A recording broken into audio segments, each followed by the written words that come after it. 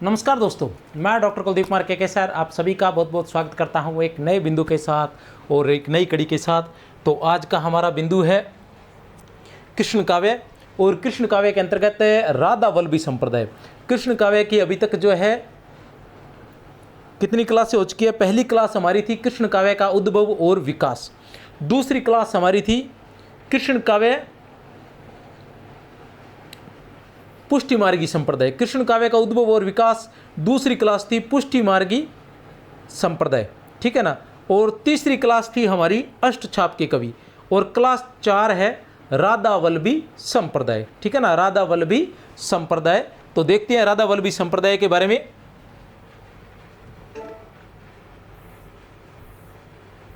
कृष्ण भक्ति काव्य परंपरा के अन्य संप्रदाय राधा वल्लभ संप्रदाय। क्या है राधा वल्लभ संप्रदाय? देख लेते हैं।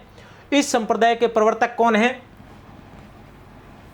आचार्य हित हरिवंश गोस्वामी। राधा वल्लभ संप्रदाय के प्रवर्तक कौन हैं? आचार्य हित हरिवंश गोस्वामी। इस संप्रदाय में राधा ही प्रमुख है। इस संप्रदाय में क्या है? राधा ही प्रमुख है। इस संप्रदाय की स्थापना 1534 ईस्वी में वृंदावन में हुई थी। सारे प्रश्न हैं, संगत असंगत पूछे जाएंगे तो ये सारे पूछ लिए जाएंगे और उसी में से आपको देखना होगा कि संगत है या असंगत है। समझ रहे हो मेरी बात को? क्या है कि राधा वल्लभ संप्रदाय के प्रवर्तक कौन है? आचार्य हित हरिवंश गोस्वामी है। इस संप्रदाय में राधा ही प्रमुख है। इस संप्रदाय की स्थापना 1534 ईस्वी में हुई थी, जिसमें प्रेम को भक्ति तथा संप्रदाय का मूल आधार माना गया है। किसको? प्रेम को भक्ति तथा संप्रदाय का मूल आधार माना गया है। भक्ति तथा संप्रदाय का मूल आधार जो है वो माना गया है। सिद्धांतों में प्रेम हित, प्रेम काम, प्रेम नाम, मानवीर, मिलन, अर्चना, पूजा आदि का वर्णन किया है। इस संप्रदाय का कोई दार्शनिक मतवाद नहीं है। इस संप्रदाय का कोई दार्शनिक मतवाद नहीं है। बहुत ही महत्वपूर्ण है। सभी का कोई न कोई दार्शनिक मतवाद है। जैसे वल्लभ संप्रदाय या पुष्टि मार्गी संप्रदाय है, उसका कौन सा मत था? शुद्ध अद्वैतवाद। कौन सा था? शुद्ध द्वैतवाद। शंकराचार्य का कौन सा था? ठीक है ना, अद्वैतवाद। कौन सा था? जो समार्थ संप्रदाय है शंकराचार्य जी का, उसका कौन सा था? अद्वैतवाद, ठीक है ना। तो दर्शन सभी के कोई न कोई दर्शन था, लेकिन इसका राधा वल्लभ संप्रदाय का कोई दर्शन नहीं था। अतः यह केवल साधना का मार्ग है। राधा वल्लभ संप्रदाय जो है वो केवल साधना का मार्ग है। याद रख लेना, महत्वपूर्ण है। इसके संबंध में जो भी जानकारी प्राप्त हो सकती है वह हित हरिवंश जी की रचनाओं, राधा वल्लभ संप्रदाय के बारे में जो भी जानकारी प्राप्त होती है वो हित हरिवंश जी की 2 रचनाओं हित 84 और राधा सुधा निधि से अथवा उनके अनुयायी हरिराम व्यास और ध्रुवदास की रचनाओं से प्राप्त होती है। भी राधा वल्लभ संप्रदाय के बारे में आप अगर कुछ भी जानना चाहते हैं तो उसमें हित हरिवंश जी की जो रचनाएं हैं, ठीक है ना, हित हरिवंश जी की जो रचनाएं हैं कौन कौन सी हैं? हित 84 और राधा सुधा निधि। राधा सुधा निधि ये 2 रचनाएं हैं हित हरिवंश जी की। उन रचनाओं से जानकारी प्राप्त होती है राधा वल्लभ संप्रदाय के बारे में, या हरिराम व्यास और ध्रुवदास की रचनाओं से, या फिर हरिराम व्यास और ध्रुवदास की रचनाओं से। हरिराम व्यास और ध्रुवदास ये दोनों कौन है? ये दोनों जो है राधा वल्लभ संप्रदाय के ही भक्त हैं और इसी संप्रदाय के अंतर्गत ये आते हैं। नाभादास ने भक्तमाल में, नाभादास जी जो है इन्होंने भक्तमाल में हरिवंश गोसाई की भजन की रीति को अत्यंत गूढ़ और रहस्यमयी कहा है। इस भक्ति मार्ग में राधा को ही प्रधानता दी जाती है। याद रख लेना, वैसे पर नाम से पता चल रहा है राधा वल्लभ संप्रदाय। कृष्ण का ध्यान उसके बाद किया जाता है। राधा वल्लभी मत में केवल संयोग सुख की लीला स्वीकृत है, वियोग की भावना मान्य नहीं है। इसमें केवल संयोग का ही चित्रण होता है। वियोग जो है उसको, वियोग की भावना जो है वो इसमें मान्य नहीं है। वियोग को महत्व इसमें नहीं दिया गया। श्रृंगार के जो 2 भेद है, संयोग और वियोग, उसमें से केवल संयोग को ही महत्व दिया गया है। इसमें हरिवंश ने अपना रस सिद्धांत बताते हुए कहा है, रस सिद्धांत बताते हुए कहा है, यत्किंचिद्दृश्यते सृष्टो सर्व हितमय विदु। बस थोड़ा सा कोशिश कर लेना, बाकी याद इतना आसान तो नहीं है, लेकिन पढ़ा हुआ होता है। जितनी बार बाकी चीज़ें पढ़ोगे, 3-4 बार बाकी पढ़ने पड़ते हैं, 3-4 बार इसको पढ़ोगे तो कहीं ना कहीं ऐसी लाइन आएगी तो आपके दिमाग में बैठ जाएगा। वैसे तो यत्किंचित् दृश्यते सृष्टो सर्व हितमय, हित में से हित हरिवंश आप याद रख सकते हो, कोशिश कर सकते हो। अर्थात सृष्टि में जो कुछ जड़ चेतन दिखाई देता है वह सब एक ही वस्तु हित, एक ही वस्तु हित प्रेम समझो, एक ही वस्तु हित प्रेम समझो भी एक ही वस्तु के हित के लिए की जाती है। जो कुछ भी इसमें हो रहा है, जड़ चेतन में जो कुछ भी हो रहा है वो एक ही वस्तु के लिए, वो है प्रेम के लिए। प्रेम तत्व के अतिरिक्त अन्य किसी की भी सत्ता हरिवंश ने स्वीकार नहीं की है। प्रेम तत्व के अलावा हित हरिवंश जी ने और किसी की सत्ता स्वीकार नहीं की है। हित हरिवंश गोस्वामी जी राधा वल्लभ संप्रदाय के प्रवर्तक, हित हरिवंश गोस्वामी जी राधा वल्लभ संप्रदाय के प्रवर्तक। ठीक है, कब की थी राधा वल्लभ संप्रदाय की स्थापना? 1534 ईस्वी में। इसमें राधा को ही प्रमुख माना गया है। राधा वल्लभी मत में कृष्ण और राधा पुरुष और प्रकृति रूप है। कृष्ण और राधा क्या है? पुरुष और प्रकृति रूप है। नित्य बिहारी श्री कृष्ण एकमात्र पुरुष है तथा उनकी निज रूपा हलादनी प्रेम शक्ति राधा परम प्रकृति है। हिंदी साहित्य कोश के अनुसार, डॉक्टर धीरेन्द्र वर्मा द्वारा रचित हिंदी साहित्य कोश के अनुसार, डॉक्टर धीरेन्द्र वर्मा द्वारा रचित हिंदी साहित्य कोश के संपादित, पहले वे मध्य संप्रदाय के अनुयायी थे, फिर निम्बार्क संप्रदाय में सम्मिलित हुए।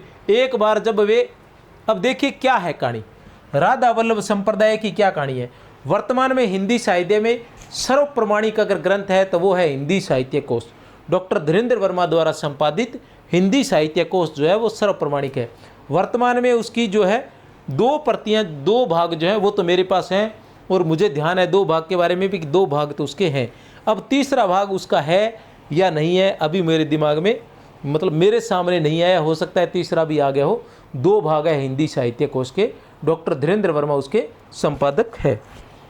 ये रूम जो है ये स्टडी का भी है, साथ में आपको पढ़ाने का भी है।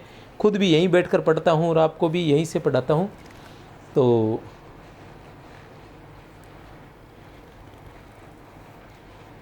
किताबें थोड़ी आवश्यकता से ज़्यादा ही है, इसलिए अचानक कोई किसी के नीचे आ जाती है तो बाद में दिखना बंद हो जाती है। दिख रही होती तो मैं अभी हिंदी साहित्य कोश आपको दिखा देता कि किस प्रकार की किताब है। और दिखाने का औचित्य और कोई नहीं रहता, दिखाने का औचित्य यही रहता है कि हम कोई किताब को देखते हैं बार बार। जैसे मुझे जो हिंदी साहित्य के इतिहास है उनमें क्या है, किस में क्या लिखा हुआ है, तो मुझे उनको क्या है कि उनके बारे में कुछ भी याद नहीं करना पड़ता, क्योंकि मैं उनको पढ़ता रहता हूँ तो मुझे याद करने की आवश्यकता नहीं रहती भी कौन सा किसका है। और विद्यार्थियों में, ज़्यादातर विद्यार्थियों में मैं देखता हूँ कि इनके नाम भी याद करते रहते हैं कि बच्चन सिंह के कौन कौन से हिंदी साहित्य के इतिहास है, गणपति चंद्र गुप्त के कौन कौन से हैं, डॉक्टर राम कुमार वर्मा के हिंदी साहित्य के इतिहास का क्या नाम है, हजारी प्रसाद द्विवेदी के कितने हैं। तो ये सारी बातें मुझे तो याद ही रहती है, कारण ये है कि मैं उनको देखता रहता हूँ बार बार, तो देखने से ये फ़र्क रहता है, थोड़ा याद अच्छे से हो जाता है। क्या कहानी थी इसके पीछे देखो, डॉक्टर धीरेन्द्र वर्मा कह रहे हैं कि पहले वे मध्य संप्रदाय के अनुयायी थे। कौन? हित हरिवंश गोस्वामी। पहले वे मध्य संप्रदाय के अनुयायी थे। कौन? हित हरिवंश गोस्वामी। फिर वे किस में गए? निम्बार्क संप्रदाय में सम्मिलित हुए। फिर किस में हुए? निम्बार्क संप्रदाय में सम्मिलित हुए। एक बार जब वे अपने निवास स्थान देवबंद सहारनपुर से, अपने निवास स्थान देवबंद सहारनपुर से वृंदावन जा रहे थे। कहाँ जा रहे थे? वृंदावन जा रहे थे। तो रास्ते में एक ब्राह्मण ने उन्हें अपनी 2 कन्याएं और 1 कृष्ण मूर्ति भेंट की। 2 कन्याएं और 1 कृष्ण मूर्ति भेंट की। वृंदावन आकर उन्होंने राधा वल्लभ नाम से उस मूर्ति को स्थापित किया। वृंदावन आकर उन्होंने राधा वल्लभ नाम से उस मूर्ति को स्थापित किया और उस पर एक मंदिर बनवाया। कहते हैं स्वयं श्री राधिका जी ने इन्हें वृंदावन आकर स्वतंत्र संप्रदाय स्थापित करने के का स्वप्न में आदेश दिया था।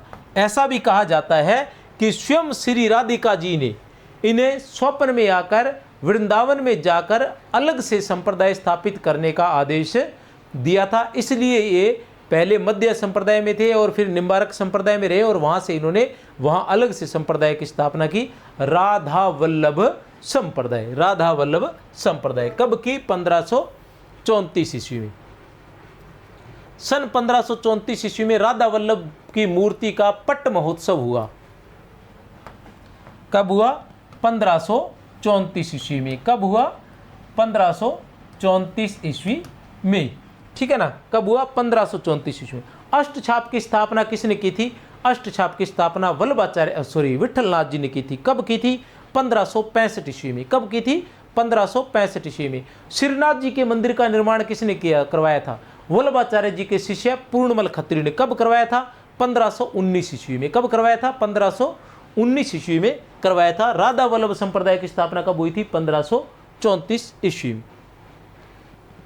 उसके बाद उन्होंने अपनी राधा वल्लभीय भक्ति पद्धति को संगठित प्रचार प्रारंभ किया। हित हरिवंश के भक्तिपूर्ण व्यक्तित्व हित हरिवंश का भक्तिपूर्ण व्यक्तित्व का हित हरिवंश के भक्तिपूर्ण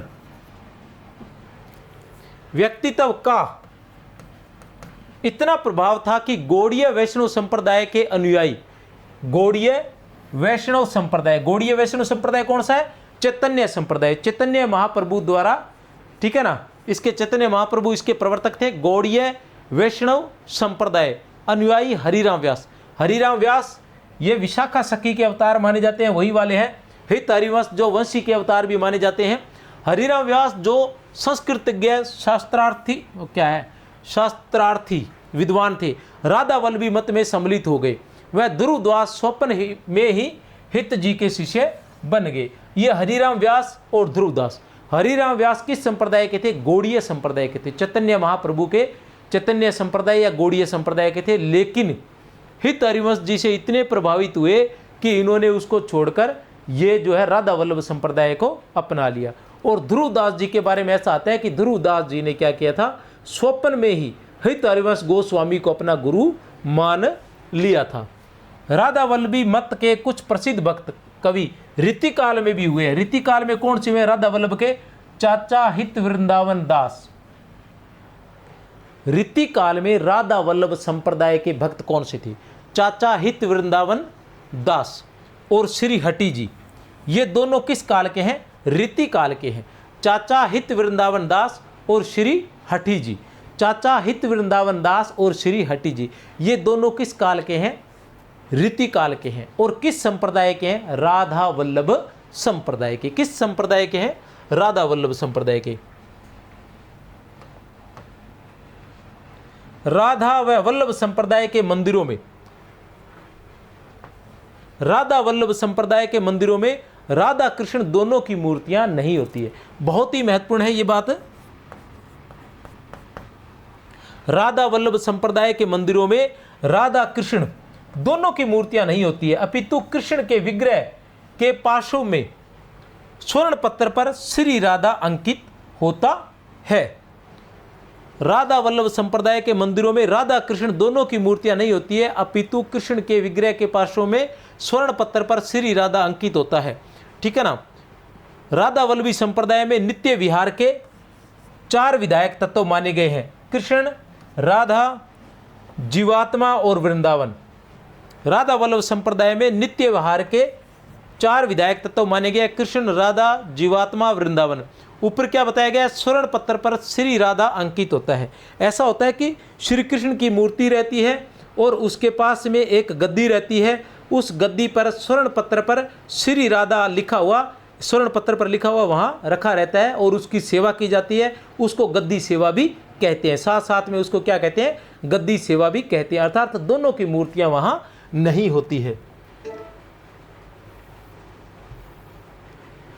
प्रेम तत्व को सारस राधा वल्लभी संप्रदाय में प्रेम तत्व को सारस तथा चकवा चकवी के प्रणय द्वारा स्पष्ट किया गया है। इस संप्रदाय के अनुयायियों का तिलक, ये जो तिलक लगाते हैं बहुत ही महत्वपूर्ण है, पूछा जाता है। ये जो तिलक लगाते हैं वो भाल से त्रिकुटी तक रहता है, ठीक है ना। इस संप्रदाय के अनुयायी जो तिलक लगाते हैं वो भाल से लेकर त्रिकुटी तक रहता है। तिलक की सीधी रेखाओं को, तिलक की जो सीधी रेखाएं होती हैं उनको तो क्या कहा जाता है? कृष्ण कहा जाता है, कृष्ण कहा जाता है। तिलक की सीधी रेखाओं को कृष्ण कहा जाता है और काली बिंदी को राधा कहा जाता है। इनका जो तिलक होता है वो भाल से त्रिकुटी तक होता है और सीधी रेखाओं के बीच में एक काली बिंदी भी लगाई जाती है। तो जो सीधी रेखाएं होती है उनको तो कृष्ण कहा जाता है और जो बीच में काली बिंदी लगाई जाती है उसको राधा कहा जाता है। याद रख लेना, राधा वल्लभ संप्रदाय का जो तिलक है वो भाल से लेकर त्रिकुटी तक होता है, भाल से लेकर त्रिकुटी तक होता है।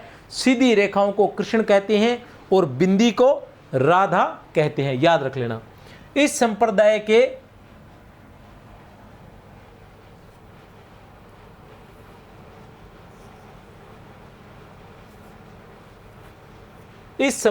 में जी मंत्र मतलब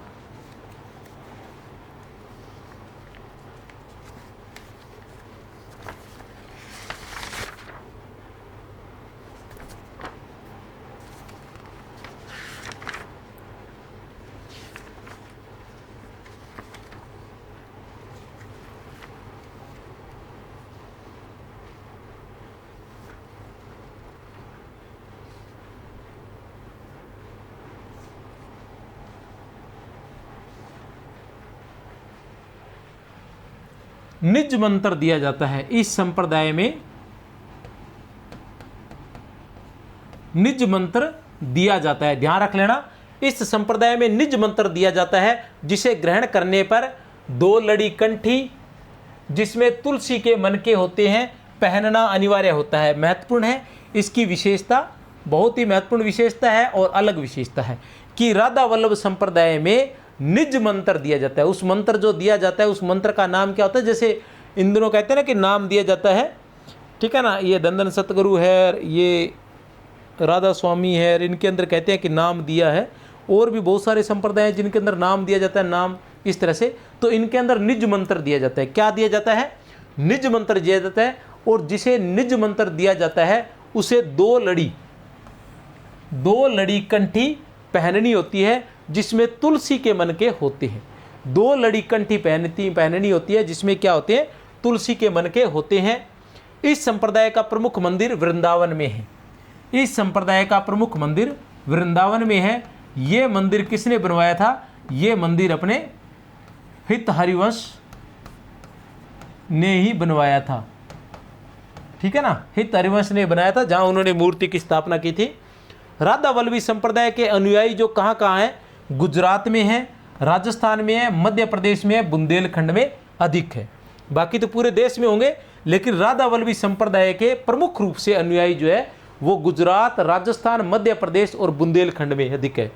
गद्दी सेवा, इसमें एक गद्दी सेवा होती है। वो क्या होती है उसके बारे में बता चुका हूँ। श्री कृष्ण के वाम भाग में वस्त्र निर्मित एक गद्दी होती है।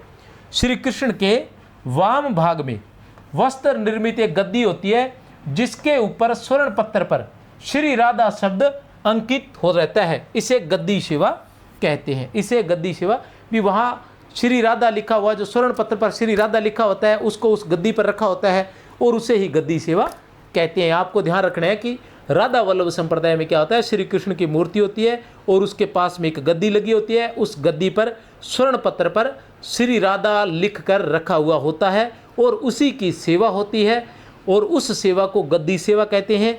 राधा वल्लभ संप्रदाय में सर्वाधिक महत्व जो है वो राधा का है। राधा की ही सेवा की जाती है। राधा ने ही इनको कहा था कि आप वृंदावन में जाकर नए पंथ की स्थापना कीजिए, नए संप्रदाय की स्थापना कीजिए। इसलिए इन्होंने वृंदावन में जाकर मंदिर बनाया और नए संप्रदाय की स्थापना की, राधा वल्लभ संप्रदाय की स्थापना। ये लोग अधिक से राधा को ही मानते हैं।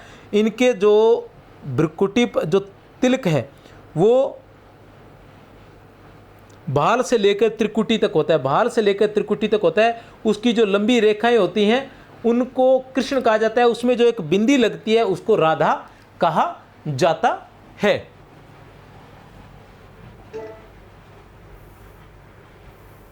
डॉक्टर विजेंद्र स्नातक के अनुसार, डॉक्टर विजेंद्र स्नातक की हम बात करें तो क्या कहते हैं डॉक्टर विजेंद्र स्नातक? डॉक्टर नगेंद्र के हिंदी साहित्य के इतिहास में, डॉक्टर नगेंद्र के हिंदी साहित्य के इतिहास में डॉक्टर विजेंद्र स्नातक क्या कहते हैं? प्रेम में तत्सुखी भाव को स्थान देने की जैसी सफल चेष्टा इस संप्रदाय में लक्षित होती है वैसे अन्यत्र कहीं नहीं।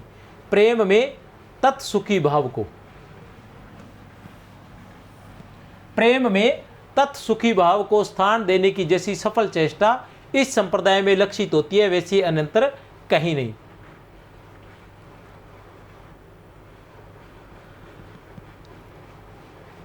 तत्सुखी कौन था? तत्सुखी का जीवाराम, और सब सुखी का कौन था? रामचरण। तत्सुखी में सखी भाव रहता है। रसोपासना, रसोपासना किसे कहते हैं इसके बारे में भी देख ले। इस संप्रदाय में उपासना का आधार रस को माना जाता है। इस संप्रदाय में उपासना का आधार जो है वो रस को माना जाता है, क्योंकि प्रेम तत्व ही सर्वाधिक महत्व है। प्रेम तत्व का इस संप्रदाय में प्रेम तत्व का ही महत्व है, और प्रेम तत्व क्या है? रस से भरपूर होना चाहिए। अतः बाहरी विधि निषेधों को स्थान नहीं दिया जाता। राधा को कृष्ण से भी उच्च स्थान पर रखकर उपास्य माना जाता है। राधा को कृष्ण से भी उच्च स्थान पर रखकर उपास्य माना जाता है। ठीक है ना, जैसे बिहारी दास जी भी कहते हैं ना, वो हम पढ़ चुके हैं एक पीछे, ठीक है ना, जिसके अंदर कहा गया है कि इस तरह से तो बिहारी को भी राधा वल्लभी संप्रदाय का बताया जा सकता है। बिहारी को भी राधा वल्लभी संप्रदाय का बताया जा सकता है, क्योंकि वो कहते हैं ना कि मेरी बहुबादा हरो राधा नागरी सोई जातन की जाई परेर श्याम द्युति हति, श्याम द्युति अति होए या हरियोई क्या है, ठीक है ना। तो मेरी बहुबादा हरो राधा नागरी सोई, सबसे पहले वो किसकी आराधना करते हैं? राधा की आराधना करते हैं, लेकिन वो राधा वल्लभी संप्रदाय में नहीं थे। कृष्ण की उपासना आनुषंगिक सहवर्ती रूप से होती है। कृष्ण की उपासना साथ में है इसलिए होती है, बाकी मुख्य इनका उद्देश्य है राधा की उपासना है। राधा स्वयं आनंद रूपा नित्य भाव है, इसलिए इस उपासना को रसोपासना कहा जाता है। राधा वल्लभ संप्रदाय के प्रमुख कवि, राधा वल्लभ संप्रदाय के प्रमुख कवि आपको याद रखने हैं, क्योंकि जो संप्रदाय है आपको सीधी सीधी अलग से पूरा भी पढ़ना है और अलग से भी याद करना। हालांकि मैंने तो करवाया हुआ भी है और भी करवा दूंगा अलग से आपको सिर्फ इतना ध्यान रखना है कि अष्टछाप के कवि कौन कौन से हैं, केवल उनके नाम और जन्म याद होने चाहिए। कि अष्टछाप के कवि कौन कौन से हैं, उनके नाम और जन्म याद होने चाहिए, तथा ठीक है ना, शुक्ल के अनुसार अष्टछाप के कवियों का क्रम क्या है। दो बातें, कृष्ण काव्य की बातें बता रहा हूं, अष्टछाप के कवि कौन कौन से हैं और जन्म काल के आधार पर उनका क्रम क्या रहेगा, और आचार्य शुक्ल के अनुसार उनका क्रम क्या रहेगा। दो बातें। राधा वल्लभ संप्रदाय में कौन कौन से कवि हैं ये आपको ध्यान में होना चाहिए। फिर आता है निम्बार्क संप्रदाय में कौन कौन से कवि हैं, ये भी आपको ध्यान होना चाहिए। हरिदासी संप्रदाय में कौन कौन से कवि हैं, ये भी आपको याद होना चाहिए। और 6 नंबर पर चैतन्य संप्रदाय या गौड़ीय संप्रदाय में कौन कौन से कवि हैं, ये भी आपको याद होना चाहिए। निरपेक्ष कवि जो किसी संप्रदाय में नहीं थे, उनके नाम क्या क्या है, ये भी आपको याद होना चाहिए। तो ये सारी चीज़ें मतलब एक ही पेज पर आपकी लिखी हुई होनी चाहिए कि कवियों के नाम कौन कौन से हैं। क्योंकि अगर कहीं ऐसे पूछ लिया कि ध्रुवदास जी किस संप्रदाय के थे, ध्रुवदास जी किस संप्रदाय के थे, राधा वल्लभ संप्रदाय के थे, चैतन्य या गौड़ीय संप्रदाय के थे, हरिदासी संप्रदाय के थे, या निम्बार्क संप्रदाय के थे, तो ये सबसे आसान प्रश्न रहेगा। और यही नहीं आया तो हम मात खा जाएंगे, तो ये हमारे लिए समस्या क्रिएट करेगा। इसलिए ऐसा पूछा जा सकता है, सरल प्रश्नों में भी ऐसा पूछा जा सकता है, लेकिन हमारे लिए वो हार्ड हो जाएगा। हम इनको विस्तार से तो पढ़ जाएंगे, लेकिन अचानक जब नाम पूछा जाएगा तो हम कहीं गच्चा खा जाएंगे। इसलिए ध्यान रखना है कि राधा वल्लभी संप्रदाय। अब बात करते हैं कि अष्टछाप के कवि, अष्टछाप के कवि कौन कौन से हैं। सबसे पहले कुंभन दास जी आते हैं, जिनका जन्म, अष्टछाप के कवियों को 2 भागों में बांटा जाता है, वल्लभाचार्य जी के शिष्य और विट्ठलनाथ जी के शिष्य, ठीक है ना। वल्लभाचार्य जी के शिष्य, विट्ठलनाथ जी। वल्लभाचार्य जी के शिष्य कौन कौन से थे? कुंभन दास जी 1468 ईस्वी, सूरदास जी 1478 ईस्वी, ठीक है। उसके बाद परमानंद दास 1493 ईस्वी, उसके बाद कृष्णदास 1496 ईस्वी। फिर आते हैं विठलनाथ जी के शिष्य गोविंद स्वामी 1505 ईस्वी, ठीक है। छीत स्वामी, गोविंद स्वामी के बाद छीत स्वामी 1515 ईस्वी, चतुर्भुजदास 1530 ईस्वी और नंददास 1533 ईस्वी। ये 8 अष्टचाप के कवि थे। शुक्ल के अनुसार अगर देखना है तो आपने ध्यान रखना है कि सबसे पहले कौन है, सबसे पहले जो श्रेष्ठ है सूरदास, 2 नंबर पर 2 नंबर वाले नंददास। सबसे पहले सूरदास, व्याख्याता की परीक्षा में भी ये 2 लगे हुए प्रमुख रूप से, इसलिए ये 2 श्रेष्ठ हो गए, सूरदास और नंददास, ठीक है ना। बीच का जो क्रम रहेगा वहां कौन मिलेंगे 2 हमें, चतुर्भुजदास के बाद कुंभनदास के बाद चतुर्भुजदास, कुंभनदास के बाद चतुर्भुजदास, और सबसे अंत में किनका नाम लेंगे वो गोविंद स्वामी। सबसे अंत में कौन मिलेंगे वहां, गोविंद स्वामी मिलेंगे। ये आपको ध्यान रखना है शुक्ल के अनुसार। अब राधा वल्लभ संप्रदाय के प्रमुख कवि कौन से हैं, 1 नंबर पर है हित हरिवंश गोस्वामी, 2 नंबर पर है दामोदर दास व्यास, 3 नंबर पर है हरिराम व्यास, 4 नंबर पर है चतुर्भुजदास। ये चतुर्भुजदास नाम से 2 थे, अष्टचाप में भी थे और राधा वल्लभ संप्रदाय में भी थे। 5 नंबर पर हमारे पास आता है ध्रुवदास, 6 नंबर पर आता है नेही नागरीदास, 7 नंबर पर आता है कल्याण पुजारी, 8 नंबर पर अनन्य अली, 9 नंबर पर रसिक दास और 10 नंबर पर वृंदावन दास। ये अच्छे से आपको याद होने चाहिए कि राधा वल्लभ संप्रदाय के प्रमुख कवि कौन कौन से हैं। हित हरिवंश गोस्वामी, दामोदर दास व्यास, हरिराम व्यास, चतुर्भुज दास, ध्रुव दास, नेही नागरीदास, कल्याण पुजारी, अनन्य अली, रसिक दास और वृंदावन दास। ये सभी के सभी आपको अच्छे से याद होने चाहिए।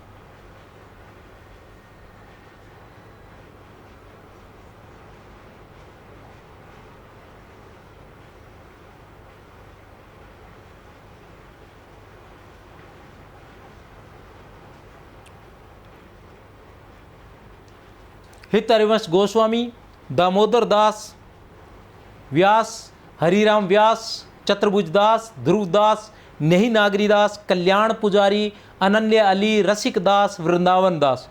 ये ऐसे वैसे नहीं है कि ऐसे इकट्ठे कर लिए, प्रमाणिक जो हिंदी साहित्य के इतिहास है वहीं से उठाए गए हैं और वहीं से पूछे जाते हैं। और हम देखते हैं कि ये क्वेश्चन कहाँ से पूछ लिया, तो इनको आपको याद करना ही होगा। इन सभी को एक ही पेज पर आ जाएंगे। मैं फिर से बता रहा हूँ, जो मैंने बताए हैं वो सभी के सभी एक ही पेज पर आ जाएंगे। पहले पेज पर वो लिख ले और बाद में इनको विस्तार से पढ़ते रहे। राधा वल्लभ संप्रदाय के प्रमुख कवि। अब राधा वल्लभ संप्रदाय के प्रमुख कवियों की बात करें तो सबसे पहले आएगा आचार्य हित हरिवंश गोस्वामी। जन्म कब हुआ था? 1502 ईस्वी में, मथुरा से 4 मील दूर बाद नामक गांव में। याद रख लेना, 1502 ईस्वी में मथुरा से 4 मील दूर बाद नामक गांव में। मृत्यु कब हुई थी? 1552 ईस्वी में। मृत्यु कब हुई थी? 1552 ईस्वी में। ठीक है। विवाह रुक्मिणी देवी के साथ। उपनाम क्या था? हित। हित जो था हरिवंश का उपनाम, नाम इनका हरिवंश था, हित जो था इनका उपनाम था। जन्म 1502 ईस्वी, मथुरा से 4 मील दूर बाद नामक गांव में। मथुरा से 4 मील दूर बाद नामक गांव में रुक्मिणी देवी के साथ विवाह हुआ था। उपनाम हित हरिवंश था। और पिता का नाम क्या था? केशवदास मिश्र। पिता का नाम था केशवदास मिश्र और माता का नाम था तारावती। पिता का नाम क्या था? केशवदास मिश्र और माता का नाम था तारावती। प्रमुख रचना इनकी थी राधा सुधा निधि, हित 84, यमुनाष्टक और स्फुटवाणी। ये इनकी रचनाएं मानी जाती है। राधा सुधा निधि, इसके अंदर 170 श्लोक है, संस्कृत में है। हित 84 पदों का संग्रह है, हिंदी में है। यमुनाष्टक संस्कृत में है। स्फुटवाणी हिंदी में है। याद रख लेना, राधा सुधा निधि 170 श्लोक, हित 84 पदों का संग्रह, यमुनाष्टक और स्फुटवाणी। हित 84 जो है वो हिंदी में है, ठीक है ना। और हम ये पढ़ चुके हैं कि इन दोनों रचनाओं में ही राधा वल्लभ संप्रदाय की संपूर्ण जानकारी हमें मिलती है। जब हम पीछे पढ़कर आए थे तो क्या पढ़कर आए थे कि राधा वल्लभ संप्रदाय की जानकारी हमें कहाँ से प्राप्त होती है, तो जानकारी हमें हित हरिवंश गोस्वामी की 2 रचनाएं राधा सुधा निधि और हित 84 से, और इसके साथ साथ ध्रुवदास व हरिराम व्यास की रचनाओं से प्राप्त होती है। हरिराम व्यास की रचनाओं से राधा वल्लभ संप्रदाय के बारे में समस्त जानकारी हमें प्राप्त होती है, जितनी भी प्राप्त होती है। जो हित हरिवंश गोस्वामी है वो क्या है, राधा वल्लभ संप्रदाय के प्रवर्तक हैं। कृष्ण की वंशी के अवतार माने जाते हैं। क्या माने जाते हैं, कृष्ण की वंशी के अवतार माने जाते हैं। और जो हरिराम व्यास है वो विशाखा सखी के अवतार माने जाते हैं। प्रेमदास ने हित 84 की, ये प्रेमदास जी जो है इन्होंने हित 84 की टीका लिखी थी 500 पृष्ठों में। और किस भाषा में, ब्रज भाषा गद्य में, पद्य में नहीं, ब्रज भाषा गद्य में लिखी थी हित 84 की टीका। हित 84 में कितने पद हैं, केवल 84 पद है। हित 84 में कितने पद हैं, केवल 84 पद है। और हित 84 किस भाषा में है, हिंदी में है, ठीक है ना। राधा सुधा निधि जो है वो संस्कृत में है, जिसमें 170 श्लोक है। लेकिन हित 84 में 84 पद है। 84 पदों को प्रेमदास ने, ठीक है ना, नाम ही इन्होंने प्रेमदास रख लिया क्योंकि राधा वल्लभ संप्रदाय में सर्वाधिक महत्व किसका है, प्रेम का ही है। तो प्रेमदास जी ने क्या किया, 500 पृष्ठों में इसका जो है टीका लिखी थी ब्रज भाषा गद्य में। किसमें, ब्रज भाषा गद्य में। इस संप्रदाय को हरिवंशी संप्रदाय भी कहते हैं। हरिवंशी संप्रदाय भी कहते हैं। सब सो हित निष्काम मति वृंदावन विश्राम, राधा वल्लभ लाल को हृदय ध्यान मुख नाम। ध्यान रख लेना, सब सो हित निष्काम मति वृंदावन विश्राम, ये पहली पंक्ति याद रख लेना। सब सो हित, ये हित आते ही हित वृंदावन दास, ठीक है ना, हित हरिवंश गोस्वामी। सब सो हित निष्काम मति वृंदावन विश्राम, वृंदावन भी आ गया है तो थोड़ी जितनी बार ये पढ़ोगे उतनी बार पढ़ोगे तो याद हो जाएगा, कोई समस्या नहीं है। बात करते हैं आचार्य रामचंद्र शुक्ल। अब आचार्य रामचंद्र शुक्ल क्या लिखते हैं, बहुत ही महत्वपूर्ण है। हित हरिवंश जी पहले माधवानुयायी गोपाल भट्ट के शिष्य थे। हित हरिवंश जी क्या थे, पहले माधवानुयायी, मध्वाचार्य जी के अनुयायी थे गोपाल भट्ट, उनके शिष्य थे। पहले क्या थे, हित हरिवंश जी पहले क्या थे, जो माधवानुयायी गोपाल भट्ट है उनके शिष्य थे। पीछे इन्हें स्वप्न में राधिका जी ने मंत्र दिया और इन्होंने अपना एक अलग संप्रदाय चलाया। अतः हित संप्रदाय को माधव संप्रदाय के अंतर्गत मान सकते हैं। जो हित संप्रदाय है, यहाँ एक और नाम आ गया, यहाँ क्या नाम था, हरिवंशी संप्रदाय। एक बार देख लेता हूँ, कहीं कोई नहीं, कोई समस्या नहीं है, यही है, ठीक है ना। हरिवंशी संप्रदाय, यहाँ क्या आया, हरिवंशी संप्रदाय, और यहाँ क्या है, हित संप्रदाय, ठीक है ना, अलग अलग नाम आ रहे हैं। हित संप्रदाय को माधव संप्रदाय के अंतर्गत किसने माना है, हित संप्रदाय को, ठीक है ना, या राधा वल्लभ संप्रदाय को माधव संप्रदाय के अंतर्गत किसने माना है, माधव संप्रदाय के अंतर्गत किसने माना है, तो किसने माना है, आचार्य रामचंद्र शुक्ल ने। और डॉक्टर धीरेन्द्र वर्मा क्या कहकर गए थे, पहले हम पढ़ कर गए हैं ना। डॉक्टर धीरेन्द्र वर्मा क्या कहकर गए थे, वो ये कहकर गए थे कि डॉक्टर धीरेन्द्र वर्मा क्या कहकर गए थे, वो ये कहकर गए थे कि ये पहले मध्य संप्रदाय में थे। मध्य का मतलब फिर वो यही होगा, माधव संप्रदाय, ठीक है ना। बाद में ये निम्बार्क संप्रदाय में चले गए और फिर ये एक बार वृंदावन जा रहे थे तो इनको राधिका जी स्वप्न में मिले और उन्होंने अलग संप्रदाय की स्थापना की। तो हित हरिवंश जी निम्बार्क संप्रदाय से भी जुड़े हुए थे, माधव संप्रदाय से भी जुड़े हुए थे। अब अगर बात करते हैं कि निम्बार्क संप्रदाय से इनका जुड़ाव किसने माना है, तो वो माना है डॉक्टर धीरेन्द्र वर्मा ने। हिंदी साहित्य कोश के संपादक डॉक्टर धीरेन्द्र वर्मा ने इनका जुड़ाव किससे माना है? निम्बार्क संप्रदाय से। और माधव संप्रदाय से किसने माना है? आचार्य रामचंद्र शुक्ल ने। दोनों ही धुरंधर हैं जिनका कोई मुकाबला नहीं है। लोकनाथ कवि ने, अब लोकनाथ कवि ने भी हित 84 पर टीका लिखी है। हित 84 पर टीका लिखी है। अब देखो, लोकनाथ लिख दिया और लोकनाथ के साथ और कौन था? ये लोकनाथ जी है। लोकनाथ जी ने क्या लिखी है? टीका। किस पर लिखी है? हित 84 पर। किस पर? हित 84 पर। और किसने लिखी थी? और लिखी थी प्रेमदास ने। प्रेम के दास प्रेमदास ने भी टीका लिखी थी। कितने पृष्ठों में लिखी थी हित 84 की टीका? 500 पृष्ठों में। कितने पृष्ठों में? 500 पृष्ठों में लिखी थी। किसमें लिखी थी? ब्रजभाषा गद्य में। किसमें लिखी थी? ब्रजभाषा गद्य में लिखी थी। याद रखना है, भूलना नहीं है भाई। वृंदावन दास ने इनकी स्तुति में हित जी की शस्त्र नामावली लिखी थी। अब वृंदावन दास, एक और आगे हैं बंदे, वृंदावन दास। वृंदावन दास ने इनकी स्तुति में हित जी की शस्त्र नामावली, हित जी की शस्त्र नामावली लिखी। चतुर्भुज दास ने इनकी वंदना में हित जू को मंगल लिखा। चतुर्भुज दास ने हित जू को मंगल लिखा। तो थोड़ा सा नाम अलग कर लेते हैं, आपको आसान रहेगी कि सबसे पहले कौन आते हैं? प्रेमदास।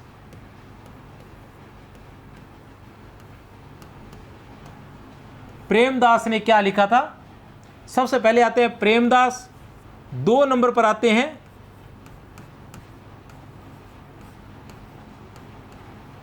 लोकनाथ। 3 नंबर पर आते हैं वृंदावन दास। 4 नंबर पर आते हैं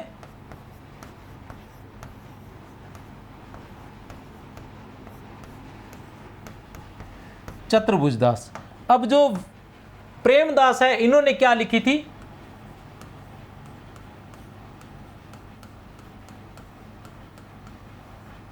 हित 84 की टीका। क्या लिखी थी? हित 84 की टीका। 500 पृष्ठों में और ब्रजभाषा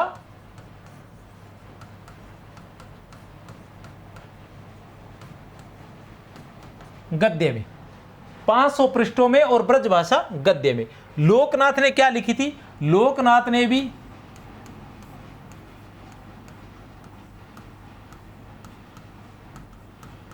हित 84 की टीका लिखी थी। वृंदावन दास ने क्या लिखी थी?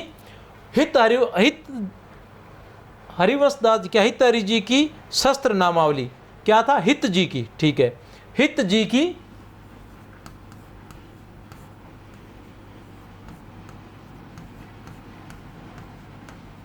शस्त्र नामावली। हित जी की शस्त्र नामावली। और चतुर्भुज दास ने क्या लिखा था? हित जू को मंगल। चतुर्भुज दास ने क्या लिखा था?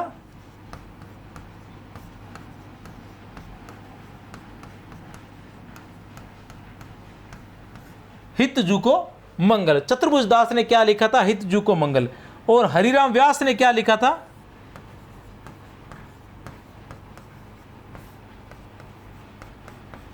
हरिराम व्यास ने लिखा था बड़ो अभाग्य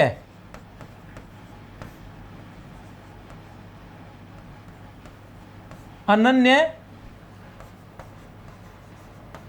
सभा को।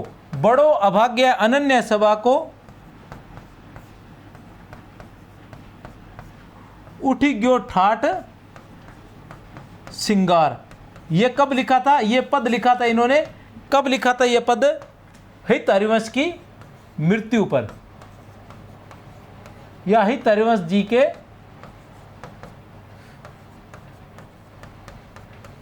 परलोक गमन पर ऐसा लिखा था कि बड़ो अभाग्य अनन्य सभा को उठी गयो ठाठ सिंगार।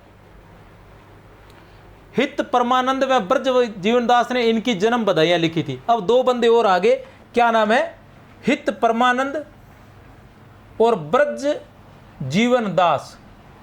हित परमानंद और ब्रज जीवन दास ने इनकी जन्म बधाइयां लिखी थी। हित परमानंद,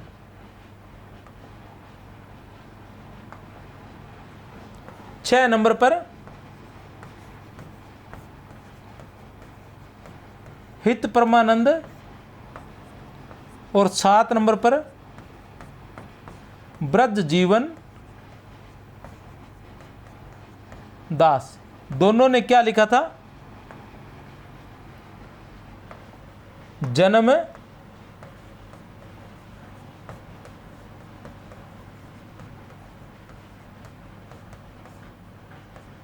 बधाइयां। दोनों ने क्या लिखा था? जन्म बधाइयां। ये याद रख लेना, प्रेमदास, लोकनाथ, वृंदावन दास, चतुर्भुज दास, हरिराम व्यास, हित परमानंद और ब्रज जीवन दास। हित 84 से पद, यह है हित 84 से। हित 84 से एक पद है, रो को काहू मन ही दिए, मेरे प्राणनाथ श्री श्यामा शपथ करो तिन छाए। रऊ को काहू मन ही दिए, मेरे प्राणनाथ श्री श्यामा शपथ करो तिन छाए। जो अवतार कदम भजत है, धरी दृढ़ व्रत जू हुए। तेऊ उमगी तज मर्यादा बन बिहारी रस पिए। खोए रतन फिरते जे घर घर, कौन काज इमि जिए। हित हरिवंश अनंत सचू नाही, बिन पारसई पिए। कोशिश कर लेना भैया, आसान ही है। क्या है? आसान नहीं, कठिन है। रऊ को काहू मन ही दिए, रऊ को काहू मन ही दिए प्रमाणिक ग्रंथ से लिया गया है, इसलिए याद तो आपको करना पड़ेगा। कोशिश कर सकते हो, कोई बात नहीं। रो को काहू मन ही दिए, मेरे प्राणनाथ, मेरे प्राणनाथ। इस तरह से 1-2 शब्द याद रख लेना, तो हो सकता है बात बन जाए आपकी। राधा सुधा निधि ग्रंथ संस्कृत में है, हित 84 ग्रंथ हिंदी में है, कोई समस्या नहीं है। गृहस्थ आश्रम के सभी कर्तव्यों का पालन करते हुए भक्ति में लीन रहे। तो जो हित हरिवंश गोस्वामी है, उन्होंने गृहस्थ आश्रम के सभी कर्तव्यों का पालन करते हुए वो भक्ति में लीन रहे थे।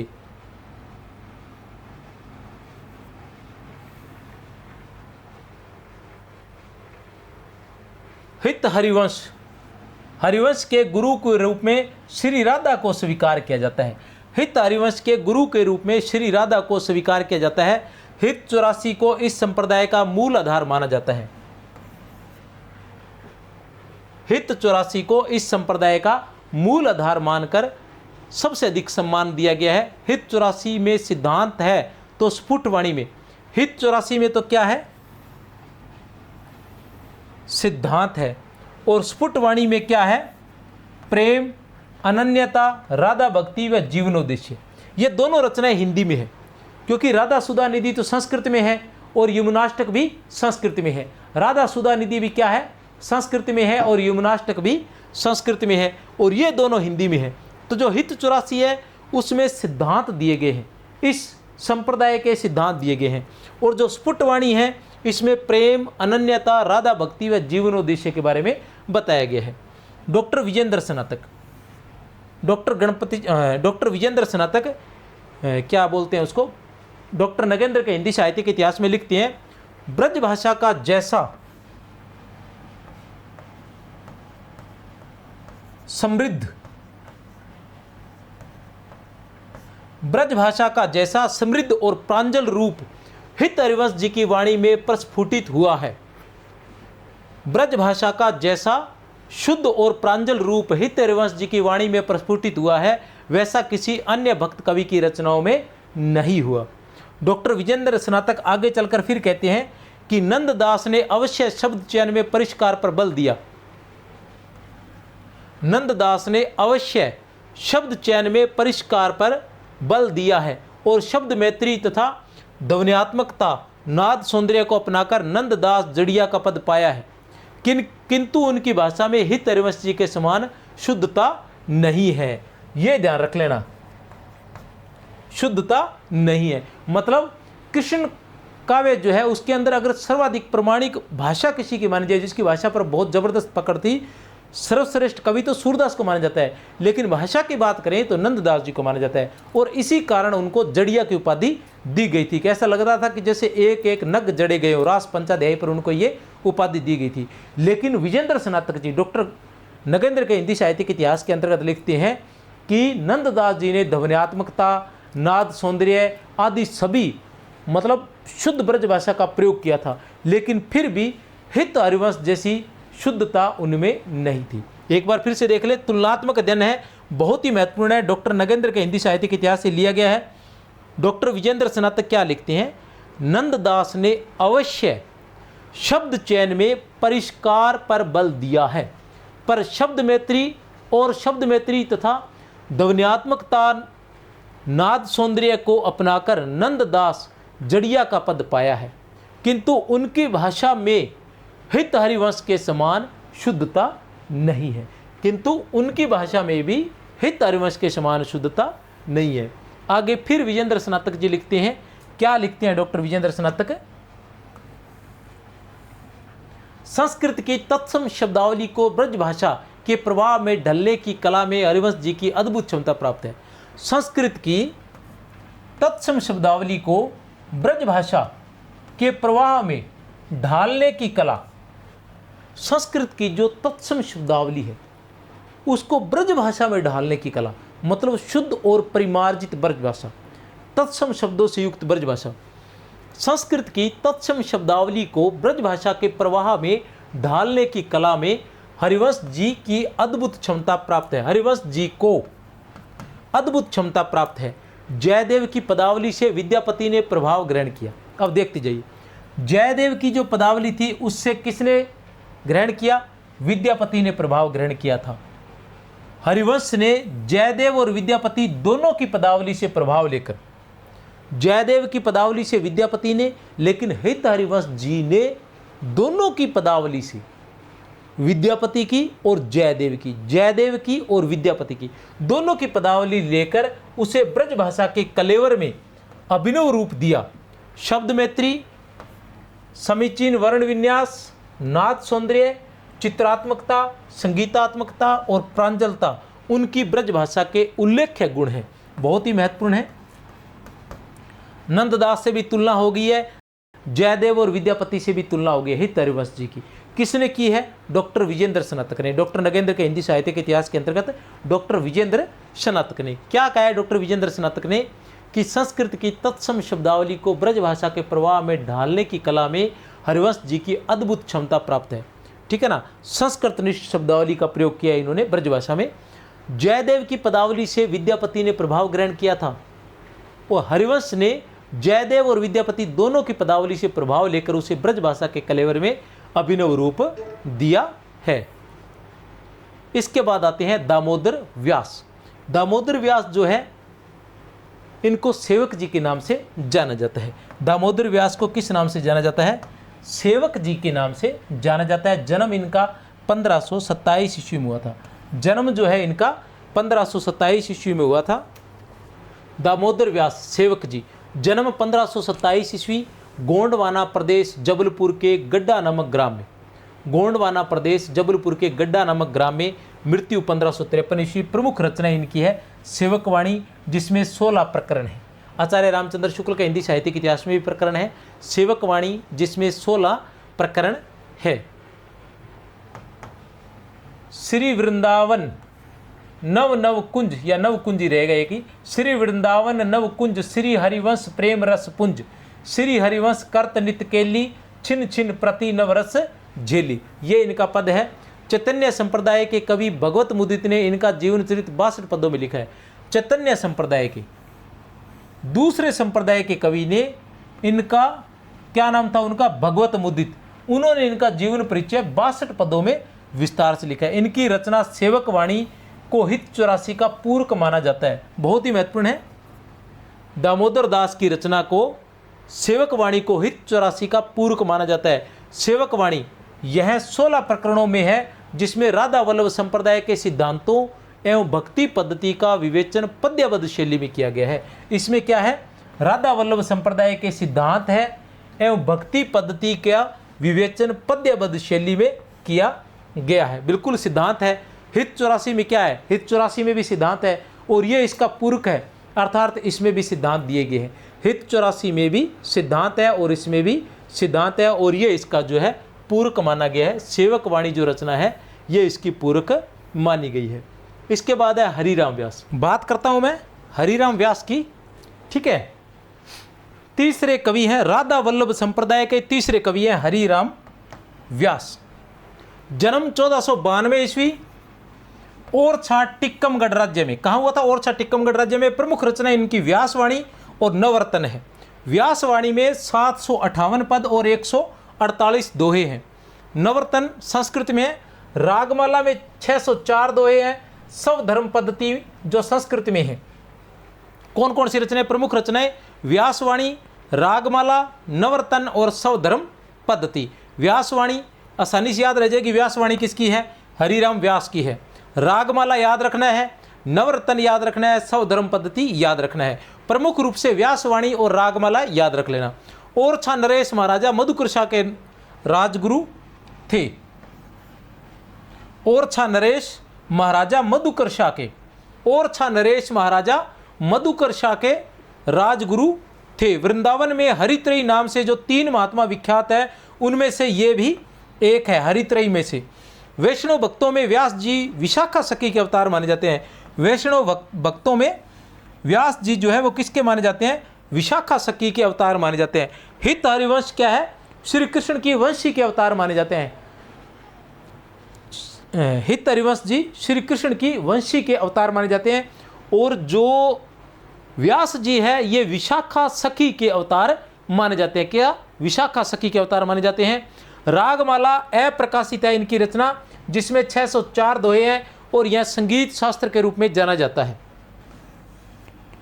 ठीक है ना। ये रागमाला जो है वो नाम से पता चल जाएगा, ये तो अच्छी बात है, कोई बात नहीं।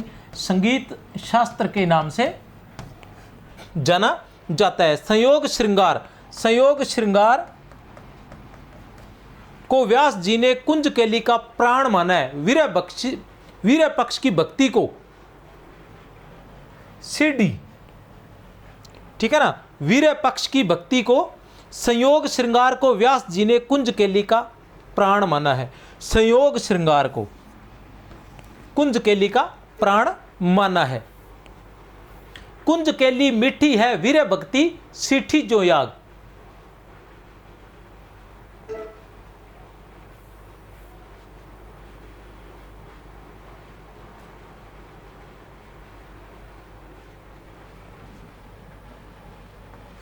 पीटी की जगह सिट्ठी होएगा ये, ठीक है जी।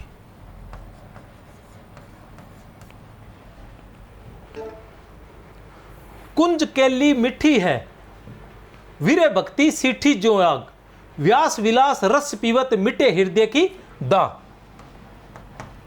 तो अपने को सिर्फ ये पंक्ति याद रखनी है, चूंकि ये महत्वपूर्ण हिंदी साहित्य के इतिहास से ली गई है। या तो डॉक्टर नगेंद्र के हिंदी साहित्य के इतिहास से मैंने उठाई होगी, और या फिर आचार्य रामचंद्र शुक्ल का हिंदी साहित्य के इतिहास से उठाई होगी। जहां तक मुझे याद आ रहा है ये शायद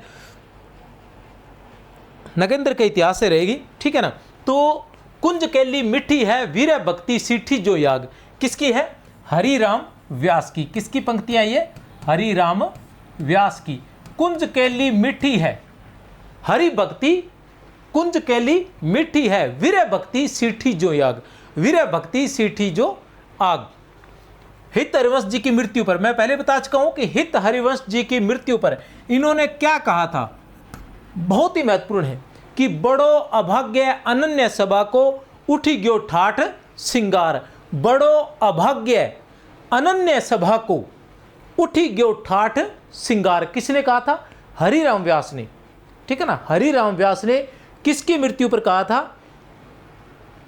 हित हरिवंश जी की मृत्यु पर। राधा वल्लभ संप्रदाय के प्रवर्तक हित हरिवंश जी की मृत्यु पर कहा था कि बड़ो अभाग्य अनन्य सभा को उठी गयो ठाठ सिंगार। उसी तरह से सूरदास जी की मृत्यु पर विठलनाथ जी ने, सूरदास जी की मृत्यु पर विठलनाथ जी ने कहा था कि पुष्टि मार्ग को जहाज जात है, पुष्टि मार्ग को जहाज जात है, जाको कछु लेनो होए सो ले।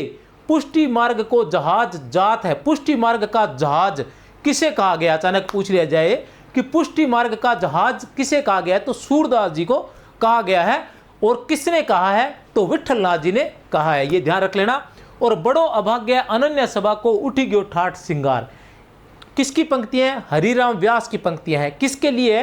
हित हरिवंश जी के। कौन थे हित हरिवंश? राधा वल्लभ संप्रदाय के प्रवर्तक थे और हरिराम व्यास जी के गुरु थे।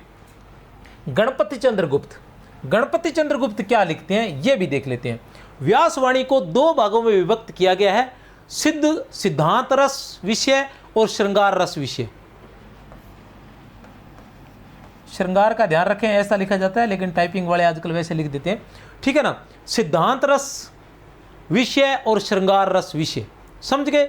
व्यासवाणी जो है उसको दो भागों में बांटा गया है, बहुत ही महत्वपूर्ण है ये व्यासवाणी जो है, याद रख लेना नाम से। दो भागों में बांटा गया है, सिद्धांत रस और श्रृंगार रस। सिद्धांत रस और श्रृंगार रस। प्रथम भाग में जहां स्तुति, महिमा, भक्ति की श्रेष्ठता, भक्त प्रशंसा, प्रेम, ज्ञान, भक्ति, तृष्णा, निवृत्ति आदि विषयों का प्रतिपादन हुआ है, वहीं दूसरे भाग में श्रृंगार रस संबंधी विभिन्न विषयों का निरूपण 71 प्रकरणों में हुआ है। 71 प्रकरणों में किया है। दूसरे भाग में श्रृंगार रस संबंधी, ये किस में लिखा गया है? ये गणपति चंद्र गुप्त के हिंदी साहित्य के इतिहास में लिखा गया। कौन सा था गणपति चंद्र गुप्त का हिंदी साहित्य का इतिहास? हिंदी साहित्य का वैज्ञानिक इतिहास। हिंदी साहित्य का वैज्ञानिक इतिहास, हिंदी साहित्य का वैज्ञानिक इतिहास कितने भागों में लिखा गया है? ये लिखा गया है दो भागों में लिखा गया है। हिंदी साहित्य का वैज्ञानिक इतिहास नाम से गणपति चंद्र गुप्त ने दो भागों में लिखा है। ये किताब मेरे सामने पड़ी है, ये मैं जरूर दिखाऊंगा आपको ताकि आपको याद रहे। और ऐसी बातें जो है ये छोटे प्रश्न होते हैं, ये आसानी से याद हो जाते हैं। ये है गणपति चंद्र गुप्त हिंदी साहित्य का वैज्ञानिक इतिहास। हिंदी साहित्य का वैज्ञानिक इतिहास प्रथम खंड और द्वितीय खंड एक ही नाम से है।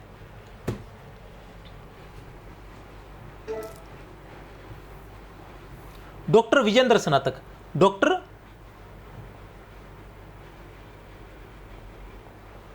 विजेंद्र स्नातक। अब डॉक्टर विजेंद्र स्नातक की बात करें तो कौन है डॉक्टर विजेंद्र स्नातक?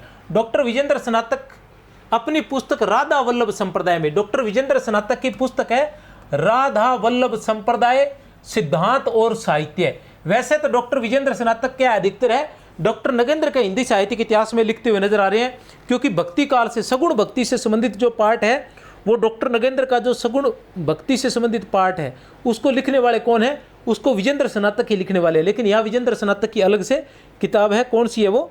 राधा वल्लभ संप्रदाय सिद्धांत और साहित्य। राधा वल्लभ संप्रदाय सिद्धांत और साहित्य, राधा वल्लभ संप्रदाय सिद्धांत और साहित्य किसकी किताब है? ये विजेंद्र स्नातक की है, याद रख लेना, महत्वपूर्ण हो सकती है। किसकी है? विजेंद्र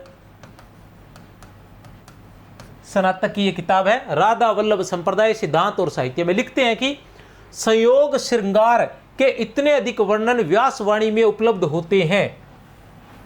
संयोग श्रृंगार के इतने अधिक वर्णन व्यासवाणी में उपलब्ध होते हैं कि उन्हें पढ़ते ही यह निश्चय हो जाता है कि व्यास जी पर किया भाव को स्वप्न में भी स्वीकार नहीं करते थे। पर किया नायिका का भेद है ये, नायक पर किया भाव को स्वप्न में भी स्वीकार नहीं करते थे और न विरह भाव को ही वे नित्य विहार भी किसी स्थिति में ग्राह्य समझते थे। वे नित्य विहार भी किसी स्थिति में ग्राह्य समझते थे, मतलब उनको सिर्फ संयोग श्रृंगार से नित्य विहार भी, वो नित्य विहार का मतलब होता है कि सुबह से लेकर शाम तक की जितनी क्रियाएं होती हैं उन सभी का वर्णन करना, ठीक है ना। हम जिसे नित्य क्रियाएं बोलते हैं वो नित्य विहार हो गया, तो वो उनको भी कहीं न कहीं कम स्थान देते। कहने का मतलब कि श्री कृष्ण का उठना बैठना या आना जाना, जो भी सामाजिक कार्य जो भी करने होते जिस तरह से, उन सब को भी वो बहुत कम स्थान देते थे। वो सिर्फ एक चीज को स्थान देते थे, वो था श्रृंगार, ठीक है ना। तो कह सकते हैं कि व्यासवाणी से संबंधित विजेंद्र स्नातक के ऐसे विचार हैं कि राधा वल्लभ संप्रदाय सिद्धांत और साहित्य में लिखते हैं कि संयोग श्रृंगार के इतने अधिक वर्णन व्यासवाणी में उपलब्ध होते हैं कि उन्हें पढ़ते ही यह निश्चय हो जाता है कि व्यास जी पर किया भाव को स्वप्न में भी स्वीकार नहीं करते थे। पर किया नारी मतलब दूसरी नारी जो होती है उसको परकीय बोलते हैं। तो जैसे इसमें बता रखा है कि परकीय नारी आते ही क्या हो जाता है, वियोग आ जाता है। तो वियोग को वो बिल्कुल नहीं समझते थे। न विरह भाव को ही वे नित्य विहार भी किसी स्थिति में ग्राह्य समझते थे।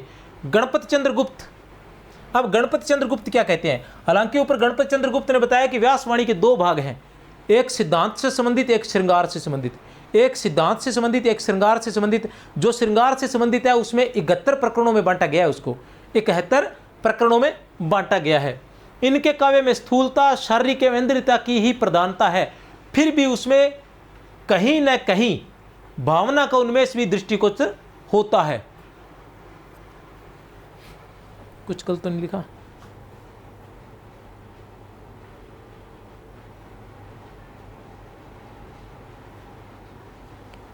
ठीक है, ये है कि इनके काव्य में स्थूलता, शारीरिकता एवं इंद्रियता की ही प्रधानता है, फिर भी उसमें कहीं कहीं भावना का उन्मेष भी दृष्टिगोचर होता है। गणपति चंद्र गुप्त लिखते हैं, ये भी कहने से तात्पर्य है कि व्यासवाणी जो है उसमें श्रृंगार को अधिक महत्व दिया गया। वैसे तो राधा वल्लभ संप्रदाय में किसको महत्व दिया गया?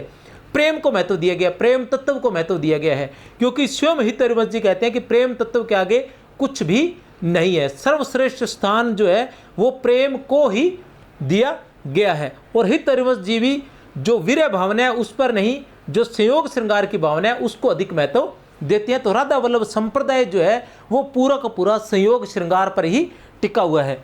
यहाँ डॉक्टर विजेंद्र स्नातक जो डॉक्टर नगेंद्र राधा वल्लभ संप्रदाय सिद्धांत और साहित्य में लिखते हैं, और गणपति चंद्र गुप्त भी लिखते हैं कि इनके काव्य में स्थूलता, शारीरिकता एवं इंद्रियता की ही प्रधानता है, फिर भी उसमें कहीं कहीं भावना का उन्मेष भी दृष्टिगोचर होता है। जाको मन जास्यो अटक्यो, रहे न छिनता बिनु छिटक्यो कठिन, कठिन प्रीत को फंद है, जैसे सरिता सिंधु बजे, कोटिक गिरी भेजत नहीं लजे, तैसी तैसी गति इनकी भई। जाको मन जास्यो अटक्यो, जाको मन जास्यो अटक्यो रहे, न छिन्नता बिनु छिटक्यो कठिन, कठिन प्रीति को फंद है, जैसे सरिता सिंधु बजे, कोटिक गिरी भेजित नहीं लजे। ध्यान रख लेना थोड़ा सा, जाको मन जास्यो अटक्यो, जाको मन जास्यो अटक्यो, राधा वल्लभ संप्रदाय में भटक्यो। व्यास जी कहीं कहीं ढोंगी भक्तों एवं श्रद्धा शून्य शिष्यों की आलोचना करते हैं, तो कहीं कलयुग के प्रभाव का, ठीक है ना, व्यास जी कबीर की तरह कहीं कहीं ढोंगी भक्तों एवं श्रद्धा शून्य शिष्यों की आलोचना करते हैं, तो कहीं कलयुग के प्रभाव का। अब सांचे हूँ कलयुग गयो, कौन कह रहे हैं? देखो कबीरदास जी जैसी पंक्तियां इनकी भी, व्यास जी की भी, कि अब सांचे हूँ कलयुग आयो, कि सच में लगता है कि अब कलयुग आ गया है। पूत ने कोमिया को मानत करत, आपनो भयो, बेटी बेचत संक न मानत, दिन दिन मोल बढ़ायो, रखा वहीं के बरखा मंद होती है, पुण्य ते पाप सवायो, कि पुण्य से पाप जो है वो बढ़ गया है।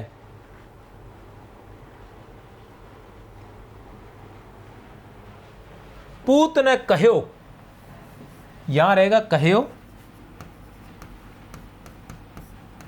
फिर आएगा पिता।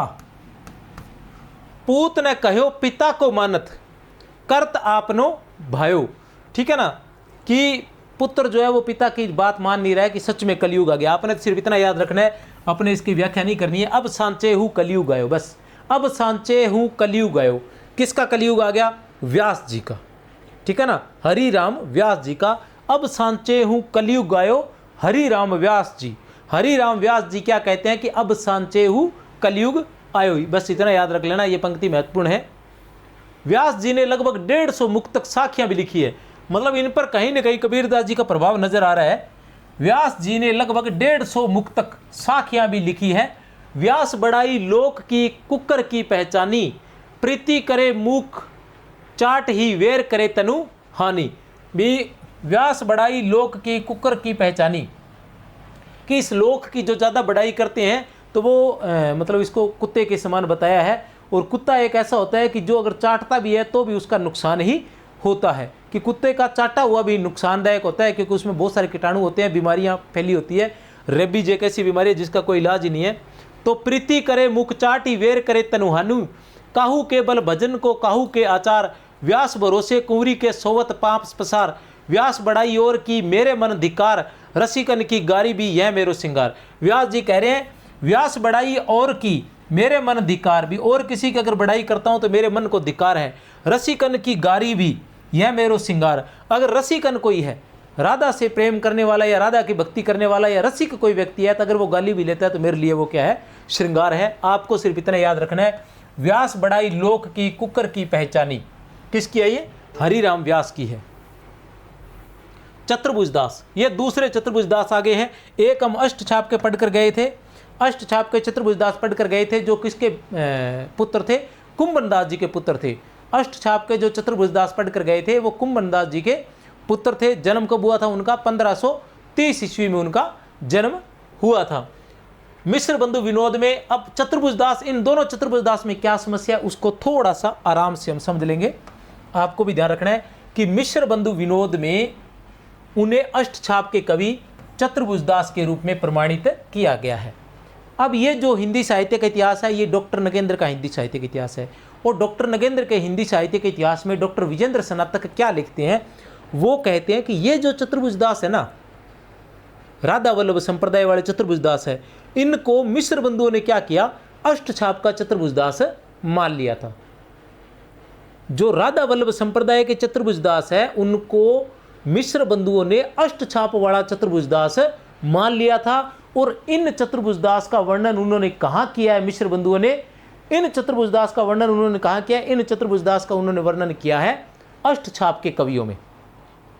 और यही गलती उनके पीछे पीछे किसने कर दी थी, आचार्य रामचंद्र शुक्ल ने। आप आचार्य रामचंद्र शुक्ल का हिंदी साहित्य का इतिहास पढ़ोगे तो उसमें भी ये जो राधा वल्लभ संप्रदाय के चतुर्भुज दास है उनका वर्णन वहां मिलता है, और इनकी जो रचनाएं हैं उनका वहां वर्णन मिलता है, और अष्ट छाप वाले हैं उनका कहीं वर्णन नहीं मिलता। ठीक है ना, इनकी जैसे द्वादश यश है या भक्ति प्रताप यश है, वो सारी की सारी, और जो डॉक्टर रामकुमार वर्मा है उन्होंने भी उसी का अनुकरण किया। तो तीन लोग जो है, मिश्र बंधु, आचार्य रामचंद्र शुक्ल और डॉक्टर रामकुमार वर्मा, इन तीनों ने क्या किया कि जो अष्ट छाप के राधा वल्लभ संप्रदाय के जो चतुर्भुज दास थे उनको किसमें सम्मिलित कर लिया था, उनको अष्ट छाप के कवियों में सम्मिलित कर लिया था, और वहां इनका वर्णन किया है। लेकिन डॉक्टर दीनदयाल गुप्त ने अपनी पुस्तक में, ठीक है ना, इनकी पुस्तक थी, अभी नाम याद नहीं आ रहा, शायद इसी में आगे आ जाएगा, डॉक्टर दीनदयाल गुप्त ने स्पष्टतः राधा वल्लभ संप्रदाय का भक्त कवि सिद्ध किया है इन्होंने, और ये प्रमाणिक है, यही ही प्रमाणिक है। प्रमुख रचनाएं इनकी द्वादश यश, भक्ति प्रताप यश, मंगल सार यश और हितजू को मंगल, ये चार रचनाएं हैं। और ये चार रचनाएं जब हम आचार्य शुक्ल का हिंदी साहित्य का इतिहास पढ़ते हैं तो अष्ट छाप के कवि की दे रखी है। ये हिंदी साहित्य के इतिहास जब हम आचार्य शुक्ल का हिंदी साहित्य के इतिहास पढ़ते हैं तो उसकी दे रखी है।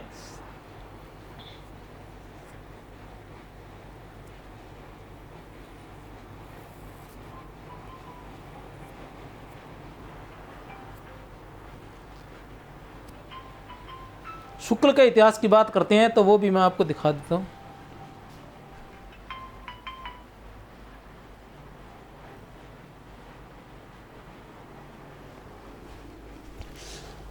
शुक्ल का इतिहास, ये है शुक्ल का इतिहास। अगर कोई समस्या आ रही है तो आप साथ का साथ बता भी देंगे कि सर थोड़ा सा बीच में ना बताएं इन बारों के। मैं इसलिए बताता हूँ ताकि आपको संदर्भ मिलता रहे, आपके कहानी जो अच्छे से समझ में आ जाए, आपके दिमाग में बैठ जाए, अच्छे से याददाश्त थोड़ी बरकरार बनी रहे आपकी। इसलिए मैं बीच में संदर्भ दे देता हूँ, थोड़ा इसी बहाने आपको सोचने समझने का मौका भी मिल जाता है। बाकी तो क्या है,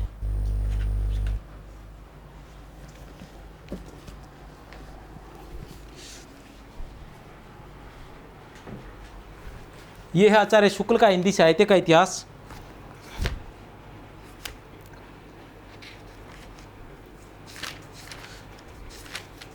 यह है कृष्ण भक्ति शाखा, और इस कृष्ण भक्ति शाखा में ये दे रखे हैं कृष्णदास, परमानंद दास, कुंभन दास, ये दे रखे हैं चतुर्भुज दास। और चतुर्भुज दास की इन्होंने तीन रचनाएं दे रखी हैं इसमें। वो कौन सी है, द्वादश यश, भक्ति प्रताप और हितजू को मंगल। ठीक है ना, द्वादश यश, भक्ति प्रताप और हितजू को मंगल, इस एक को छोड़कर ये तीनों रचनाएं जो है द्वादश यश, भक्ति प्रताप यश और हितजू को मंगल, द्वादश यश, भक्ति प्रताप यश और हितजू को मंगल, ये तीनों रचनाएं। इस चतुर्भुज दास का वर्णन जो है आचार्य शुक्ल ने कहाँ किया है? अष्टछाप के कवियों में किया है। कहाँ किया है? अष्टछाप के कवियों में। मिश्र बंधुओं ने भी अष्टछाप के कवियों में किया है, डॉक्टर रामकुमार वर्मा ने भी अष्टछाप के कवियों में किया है। कौन सा था डॉक्टर रामकुमार वर्मा का? हिंदी साहित्य का आलोचनात्मक इतिहास, 1938 ईस्वी में लिखा गया था क्या डॉक्टर रामकुमार वर्मा का, इसमें भी, ठीक है ना। आगे देखते हैं, आचार्य रामचंद्र शुक्ल ने ये सभी रचनाएं अष्टछाप के चतुर्भुज दास की मानी है। ये टेस्ट सीरीज है, वैसे आप जल्दी ही दूसरी टेस्ट सीरीज भी लेकर आएंगे शानदार वाली। ये अपनी पुस्तक है 7200, ठीक है ना। सार संग्रह एक प्रकार का, पहले सार फिर वस्तुनिष्ठ प्रश्न। अब इस समय ये पुस्तक है जो आपके लिए बहुत ही कारगर साबित होने वाली है। और ये अकेली पुस्तक नहीं है, इसके साथ जैसे यहाँ मैं खड़ा नजर आ रहा हूँ ना, वैसे इसके साथ ही खड़ा नजर आऊँगा। 7200 प्रश्न जो है ये देगी आपको कम से कम, और सार पूरी प्रत्येक बिंदु का, व्याख्याता के प्रत्येक बिंदु का सार भी देगी। और उसी तरह से मैं यहाँ जो बचा हुआ सार है वो मैं आपको उपलब्ध कराऊंगा। विस्तृत जानकारी यहाँ पूरा का पूरा पाठ्यक्रम इसी चैनल पर। अगर किसी टॉपिक की आपको ऐसा लगे कि इस टॉपिक को विस्तार से पढ़ना है तो वो पूरा का पूरा यहाँ इस चैनल पर आपको मिल जाएगा। आप सर्च मारना, यहाँ मिल जाएगा। और उसके अलावा 7200 प्रश्न यहाँ दे रखे हैं, और कम बचे हुए जो 10,000 प्रश्न मैं करवाऊंगा, बचे हुए प्रश्न मैं करवाऊंगा, 7200 ये भी करवाऊंगा इसी चैनल पर। साथ में आप किताब पढ़ सकते हो, साथ में इस चैनल पर उनकी व्याख्या भी पढ़ सकते हो। तो ये किताब इन दिनों आपके लिए बहुत ही कारगर साबित होने वाली है। बाकी वीडियो टेस्ट लेने हैं तो 150 वीडियो हिंदी व्याख्याता के केवल 149 रुपये में है। वरिष्ठ अध्यापक के भी 150 वीडियो केवल 49 में है। अभी आपके पास गोल्डन चांस है, ले सकते हो। वैसे 17 तारीख से छुट्टी हो जाएगी तो फिर मैं इसको बढ़ा दूंगा रेट, फिर मत कहना कि क्या किया सर ने, ठीक है ना। विजेंद्र स्नातक की हम बात कर रहे थे। विजेंद्र स्नातक की प्रत्येक प्रमाणिक जानकारी आपको मिलेगी। यह है डॉक्टर नगेंद्र का हिंदी साहित्य का इतिहास। जब आप डॉक्टर नगेंद्र का हिंदी साहित्य का इतिहास पढ़ोगे तो उसमें देखो प्रारंभ में ऐसे लिखा हुआ है, आपने ऐसा नहीं देखा होगा, इन दिनों तो पढ़ाने लग गए हैं, ये शुरुआत करने वाला मैं ही हूँ।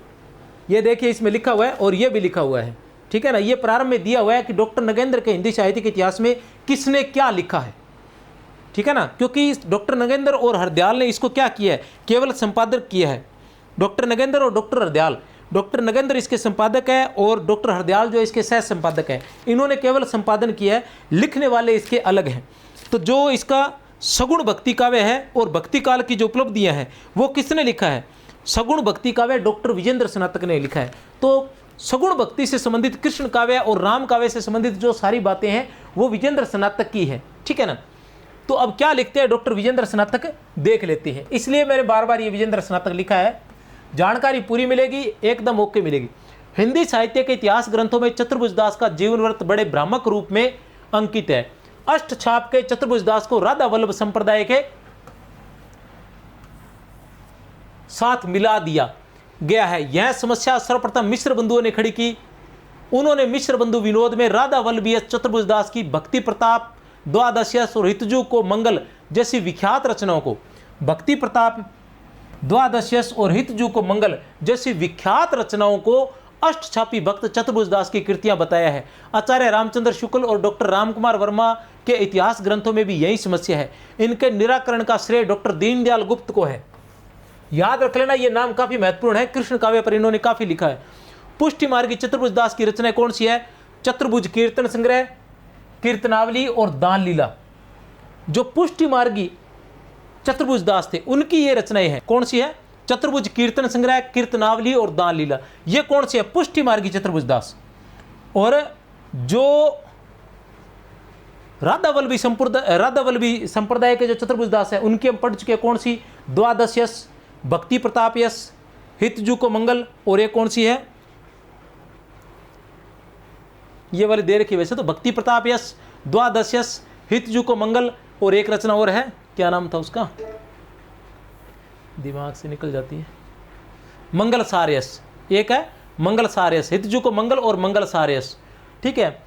गणपति चंद्रगुप्त क्या लिखते हैं? द्वादश यश जो है। अब गणपति चंद्रगुप्त क्या लिख रहे हैं? मैंने ये ऐसे नहीं कि कहीं से आप कोई भी किताब पढ़ लेना आपको ऐसा नहीं मिलेगा, इस तरह से कोई भी नोट्स देख लेना इस तरह से लिखे हुए नहीं मिलेंगे। मैं जो ये किताबें दिखा रहा हूँ ना, इन्हीं में से ढूंढ ढूंढ कर लिखा है कि राधा वल्लभी संप्रदाय कहाँ से पढ़ाया जाए आपको। सबसे पहले नगेंद्र को उठाया जाए, वहाँ से देखा जाए कि कौन सी महत्वपूर्ण बातें हैं, वो आपको पढ़ाई जाए, उनके नोट्स तैयार किए जाए। फिर शुक्ल को उठाया जाए, शुक्ल ने क्या लिखा है राधा वल्लभ संप्रदाय में, जो नगेंद्र छोड़ गए वो सारा शुक्ल ने लिखा होगा, वो वहाँ से देख लिया। फिर गणपति चंद्र गुप्त क्या लिखते हैं, फिर रामकुमार वर्मा क्या लिखते हैं, ठीक है ना। तो ये सारी बातें आपको यहाँ मिलेंगी संदर्भ सहित। तो गणपति चंद्र गुप्त क्या लिखते हैं कि द्वादश्यस जो रचना है वो क्या है, विचार प्रधान पद्यबद्ध रचना है, जिसमें शिक्षा, धर्म, भक्ति, संत महिमा, भजन, राधा, साधना पद्धति आदि की विवेचना है। विचार प्रधान पद्यबद्ध रचना है जिसमें शिक्षा, धर्म, भक्ति, संत महिमा, भजन, राधा, साधना पद्धति आदि की विवेचना है। याद रख लेना, थोड़ा बहुत याद रहे तो डॉक्टर गणपति चंद्र गुप्त के अनुसार है। इन्हीं गणपति चंद्र गुप्त ने हरिराम व्यास की जो व्यासवाणी है उसके बारे में लिखा था कि उसको 2 भागों में बांटा गया है। पहला भाग जो है वो सिद्धांत विषय से संबंधित है, दूसरा जो है वो श्रृंगार विषय से संबंधित है। पहले में पूजा अर्चना आराधना आदि के बारे में लिखा गया है और दूसरा विषय उसमें श्रृंगार से संबंधित लिखा गया है। 71 जो प्रकरणों में वो विभाजित है दूसरा जो विषय, और अधिकतर जो है व्यासवाणी जो है उसमें अधिकतर क्या है, श्रृंगार का ही वर्णन है, विरह का बिल्कुल वर्णन नहीं है। ध्रुवदास, इसके बाद आते हैं ध्रुवदास। जन्म राधा वल्लभी संप्रदाय, क्या चल रहा है ये भी याद रखना, राधा वल्लभ संप्रदाय चल रहा है, ठीक है ना। 1573 ईस्वी में देवबंद सहारनपुर में इनका जन्म हुआ था। 1643 ईस्वी में इनकी मृत्यु हुई थी। 1573 ईस्वी में और 1643 ईस्वी में। देख लेते हैं नोट्स में क्या लिखा है, क्योंकि टाइपिंग में कई बार क्या है कि सन जो होता है ना इसमें बड़ी गलती कर देते हैं ये लोग, हालांकि चेक तो मैंने कर लेता हूँ।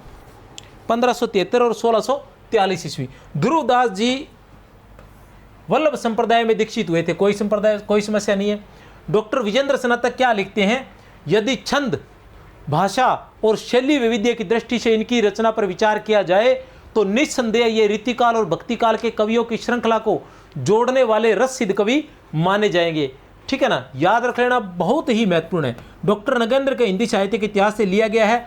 कथन अगर पूछा जाएगा ध्रुवदास से संबंधित तो यही पूछा जाएगा, क्या है कि डॉक्टर विजेंद्र स्नातक क्या लिखते हैं, यदि छंद, भाषा और शैली वैविध्य की दृष्टि से इनकी रचना पर विचार किया जाए तो निस्संदेह ये रीतिकाल और भक्तिकाल के कवियों की श्रृंखला को जोड़ने वाले रस सिद्ध कवि माने जाएंगे। रीतिकाल और भक्तिकाल के कवियों की श्रृंखला को जोड़ने वाले रस सिद्ध कवि, रीतिकाल और भक्तिकाल की श्रृंखला को जोड़ने वाले कवि, रीतिकाल और भक्तिकाल के कवियों की श्रृंखला को जोड़ने वाले रस सिद्ध कवि कौन है, ध्रुवदास। कौन है, ध्रुवदास है। किसने कहा था इनको, इन दोनों को जोड़ने वाली, विजेंद्र स्नातक ने या डॉक्टर नगेंद्र। अलग अलग रचनाकारों ने इनकी रचनाओं की संख्या भिन्न भिन्न मानी है। आचार्य रामचंद्र शुक्ल ने इनकी रचनाओं की संख्या 34 मानी है। आचार्य रामचंद्र शुक्ल ने इनकी रचनाओं की संख्या 34 मानी है। वियोगी हरि ने इनकी रचनाओं की संख्या 40 मानी है। मिश्र बंधुओं ने इनकी रचनाओं की संख्या 42 व 52 दोनों साथ में मानी है। और डॉक्टर विजेंद्र स्नातक ने इनकी रचनाओं की संख्या 42 मानी है। और हम लोग इनकी रचनाएं 42 ही मानते हैं। डॉक्टर नगेंद्र के हिंदी साहित्य के इतिहास में कितनी मानी गई है, 42 मानी गई है। विजेंद्र स्नातक के अनुसार कितनी मानी गई है, 42। और हम लोग 42 ही प्रमाणिक मानते हैं। लेकिन फिर भी शुक्ल का पूछ लिया जाए तो शुक्ल ने इनकी रचनाएं 34 ही मानी है, ठीक है ना। शुक्ल ने इनकी रचनाएं, क्योंकि शुक्ल का हिंदी साहित्य का इतिहास 1929 में ही लिखा जा चुका था और डॉक्टर नगेंद्र का हिंदी साहित्य का इतिहास 1973 में लिखा गया था, ठीक है ना। तो लगभग 44 साल बाद बहुत अंतर आ जाता है। डॉक्टर विजेंद्र स्नातक के अनुसार या डॉक्टर नगेंद्र के हिंदी साहित्य के इतिहास में इनकी ये 42 रचनाएं लिखी गई है। डॉक्टर नगेंद्र के हिंदी साहित्य के इतिहास में इनकी ये 42 रचनाएं मिलती हैं। एक बार मैं पढ़ देता हूँ, आपको जो पसंद आए वो रख लेना, अपने तरीके से याद कर लेना, ठीक है ना। जीव दशा लीला, वेदक ज्ञान लीला, सारी याद करने की जरूरत नहीं है, लेकिन एक सरसरी निगाह जरूर मार लेना, सरसरी सी एक निगाह जरूर मार लेना सभी पर। जितनी बार पढ़ो इनको भी एक बार। जीव दशा लीला, मन शिक्षा लीला, वृंदावन सत लीला, ख्याल हुलास लीला, जैसे ख्याल हुलास लीला थोड़ी अलग है, याद रख लेना। भक्त नामावली लीला, वृंदावन पुराण की भाषा लीला, सिद्धांत विचार लीला, गद्य वार्ता है, याद रख लेना। प्रीति चौवनी लीला, आनंदाष्टक लीला, भजनाष्टक लीला, भजन कुंडलियाँ लीला, भजन सत लीला, भजन श्रृंगार रस लीला, मन श्रृंगार लीला, हित श्रृंगार लीला, श्रृंगार सही कर लेना, आपको आता है लिखना, सभा मंडल लीला, रस मुक्तावली लीला, रस हिलावली लीला, रस रत्नावली लीला, प्रेमावली लीला, प्रिया जी नामावली लीला, रहस्य मंजरी, सुख मंजरी, रति मंजरी, नेह मंजरी, वन मंजरी, रंग विहार लीला, रस विहार लीला, रंग हुलास लीला, रंग हुलास लीला, रंग विनोद लीला, आनंद दशा विनोद लीला, रहस्य लता लीला, आनंद लता लीला, अनुराग लता लीला, प्रेम दशा लीला, रसानंद लीला, ब्रज लीला, जुगल ध्यान लीला, नित्य विलास लीला, मान लीला, दान लीला, मान लीला, दान लीला, ये याद रख लेना। इनको अलग से निकाल लेना, कुछ एक रचनाओं को याद कर लेना करना चाहो तो, जैसे मान लीला, दान लीला, ब्रज लीला, ठीक है ना। इस तरह से ये जो आसान सी है, रस विहार लीला, रंग उल्लास लीला, रंग विनोद लीला, इस तरह से नेह मंजरी लीला, वन विहार लीला, रंग विहार लीला, ठीक है ना। इस तरह से इनको अलग निकालना। वैसे तो अलग अलग निकाले गए, मंजरी, सत्य, ये सारे अलग अलग निकाले गए हैं। तो दो चार बार बार पढ़ोगे तो दो चार याद रह जाएंगे, ऐसी कोई ज़्यादा जरूरत भी नहीं है। इनकी कुछ रचनाओं का कालक्रम भी ज्ञात होता है। वो कौन सी रचना है वो थोड़ा ध्यान रखा ले कि सभा मंडली, इसकी रचना 1624 ईस्वी में हुई थी। वृंदावन सत 1629 ईस्वी, रस मंजरी 1641 ईस्वी। डॉक्टर विजेंद्र स्नातक, ध्रुवदास की वाणी राधा वल्लभ संप्रदाय के सिद्धांतों का उद्घाटन करने वाली सबसे समर्थ और व्यापक वाणी है। ध्रुवदास की वाणी, विजेंद्र स्नातक लिखते हैं कि ध्रुवदास की वाणी राधा वल्लभ संप्रदाय के सिद्धांतों का उद्घाटन करने वाली सबसे समर्थ और व्यापक वाणी है। महत्वपूर्ण बात है, ये भाष्यकार थे, ठीक है ना, मतलब हित हरिवंश के भाष्यकार, ये यहाँ लिखा हुआ है, इन्होंने टाइप गलत कर दिया। हित हरिवंश के भाष्यकार और व्याख्याकार के रूप में ध्रुवदास का स्थान मुर्दा पर है। मतलब सर्व प्रमुख ध्रुव हित हरिवंश जी के भाष्यकार और व्याख्याकार, ठीक है ना। हित हरिवंश जी की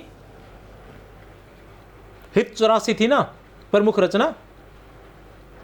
डॉक्टर विजेंद्र स्नातक, हित श्रृंगार लीला आदि ग्रंथों में जो कवित स्वयं लिखे गए हैं उनका भाई अभिद्यार्थ रीतिकाल के कवियों के समकक्षी है।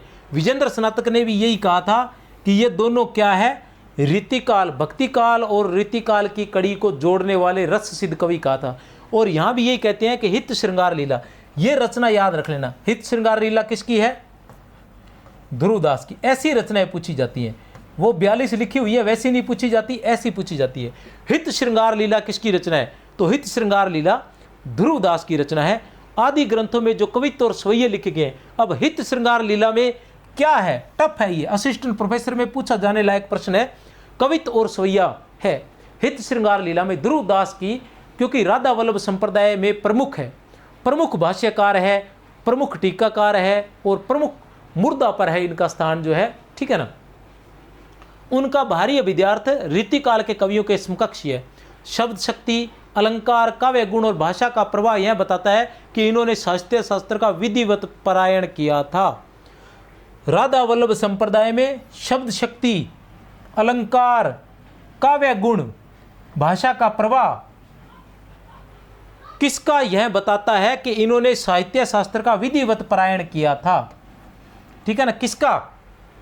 ध्रुवदास का, ध्रुवदास का, ठीक है ना। ध्रुवदास का जो ध्रुवदास ने जो शब्द शक्ति, अलंकार, काव्य गुण और भाषा का प्रवाह जो प्रयोग किया था वो ये बताता है कि ये साहित्य शास्त्र के ज्ञाता थे। ऐसा किसने कहा है? विजेंद्र स्नातक ने। डॉक्टर नगेंद्र के हिंदी साहित्य के इतिहास में ये मिल जाएगा। ध्रुवदास के कुछ पद है, रूप जल उठत तरंग है कटाक्षन के। बस एक ही पंक्ति याद रख लेना, रूप जल उठत है तरंग कटाक्षन के।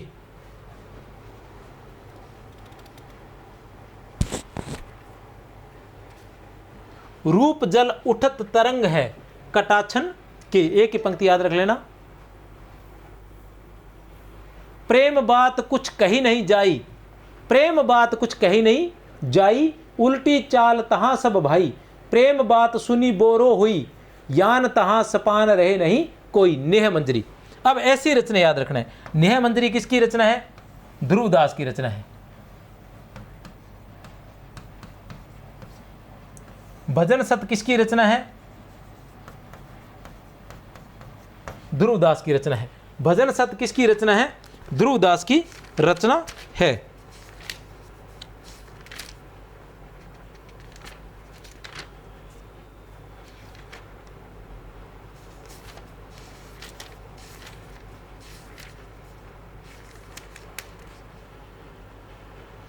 और बता दूं,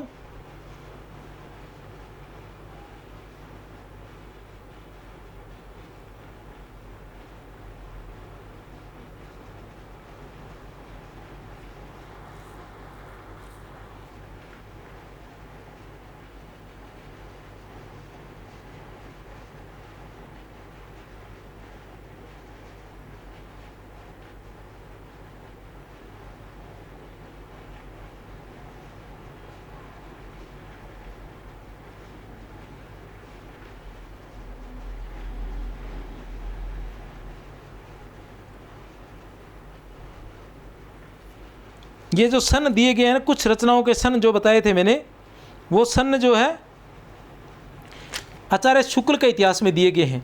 और ये पद जो बता रहा हूँ, ये पद भी किस में से दिए गए हैं, ये रचनाओं के नाम भी किस में दिए गए हैं स्पेशल अलग से, ये भी शुक्ल के हिंदी साहित्य के इतिहास से है। कहाँ से आई है? शुक्ल के हिंदी साहित्य के इतिहास से है। तो बहुत ही महत्वपूर्ण है ये इन रचनाओं के नाम। कौन से? नेह मंजरी किसकी रचना है? ध्रुवदास की, आपने याद रखनी है।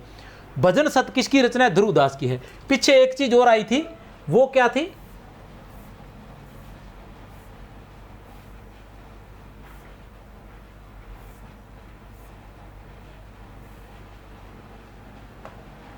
आचार्य रामचंद्र शुक्ल के अनुसार इनकी रचनाओं की संख्या 40 है। ये क्या लिखते हैं? ये लिखते हैं कि छोटे मोटे सब मिलाकर इनके 40 ग्रंथ के लगभग मिले हैं, जिनके नाम ये हैं।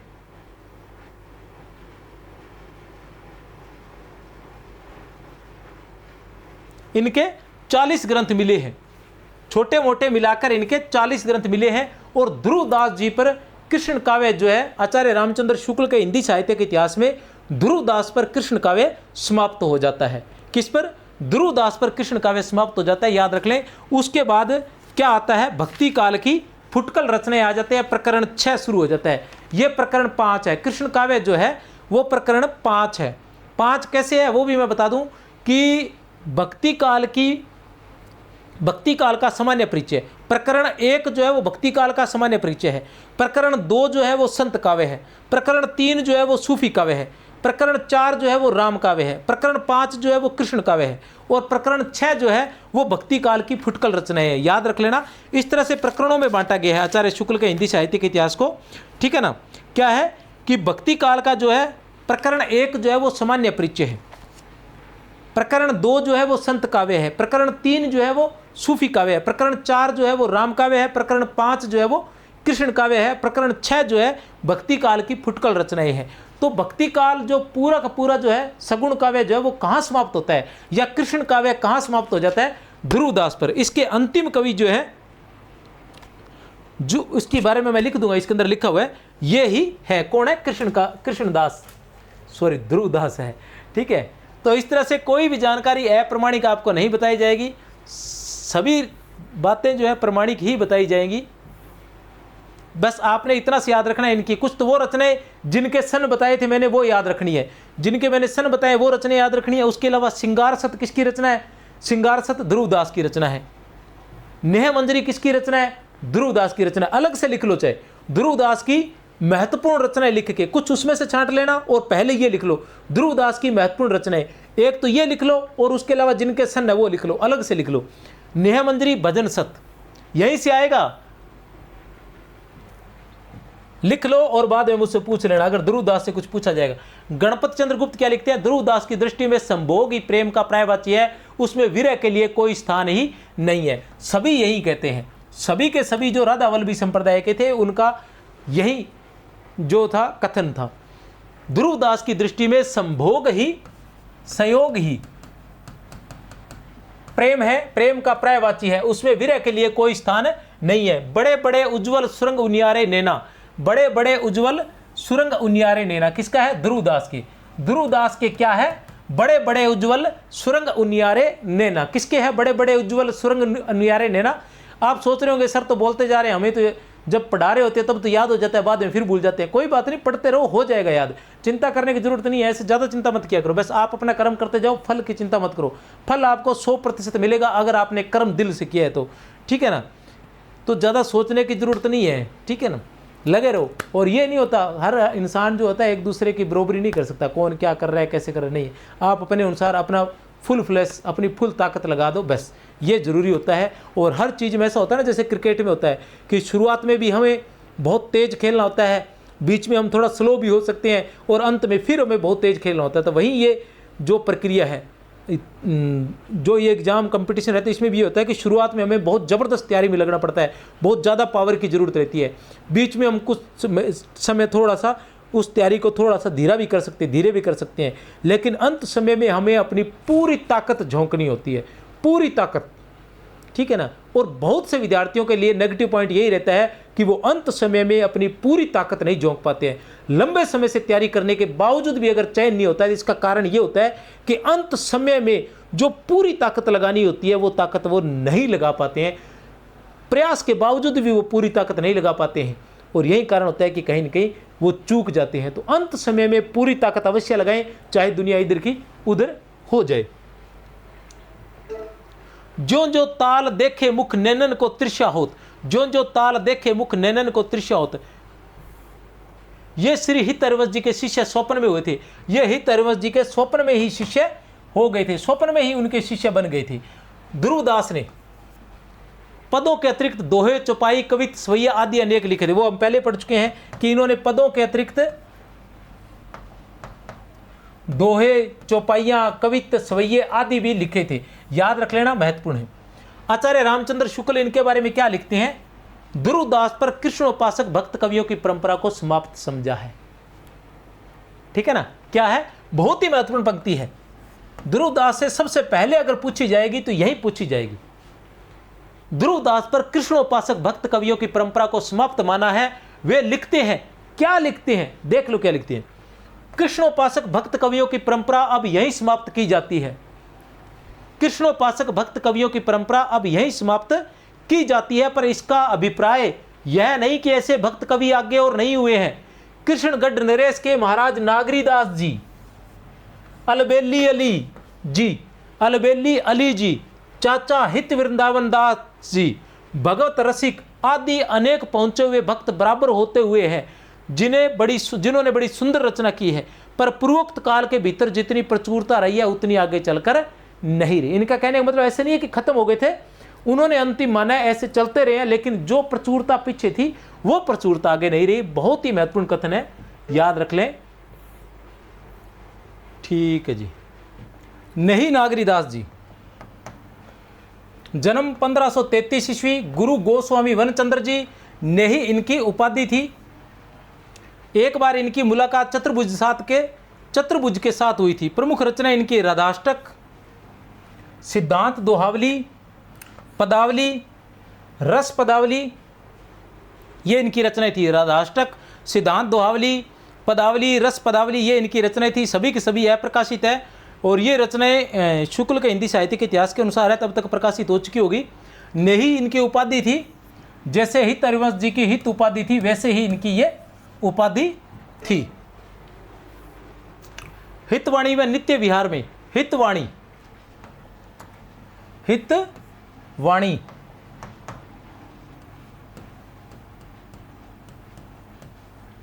हितवाणी व नित्य विहार में इनकी अनन्य निष्ठा थी। हितवाणी व नित्य विहार क्या थे? ये हित हरिवंश जी की रचनाएं हैं, हित हरिवंश जी की रचनाएं हैं।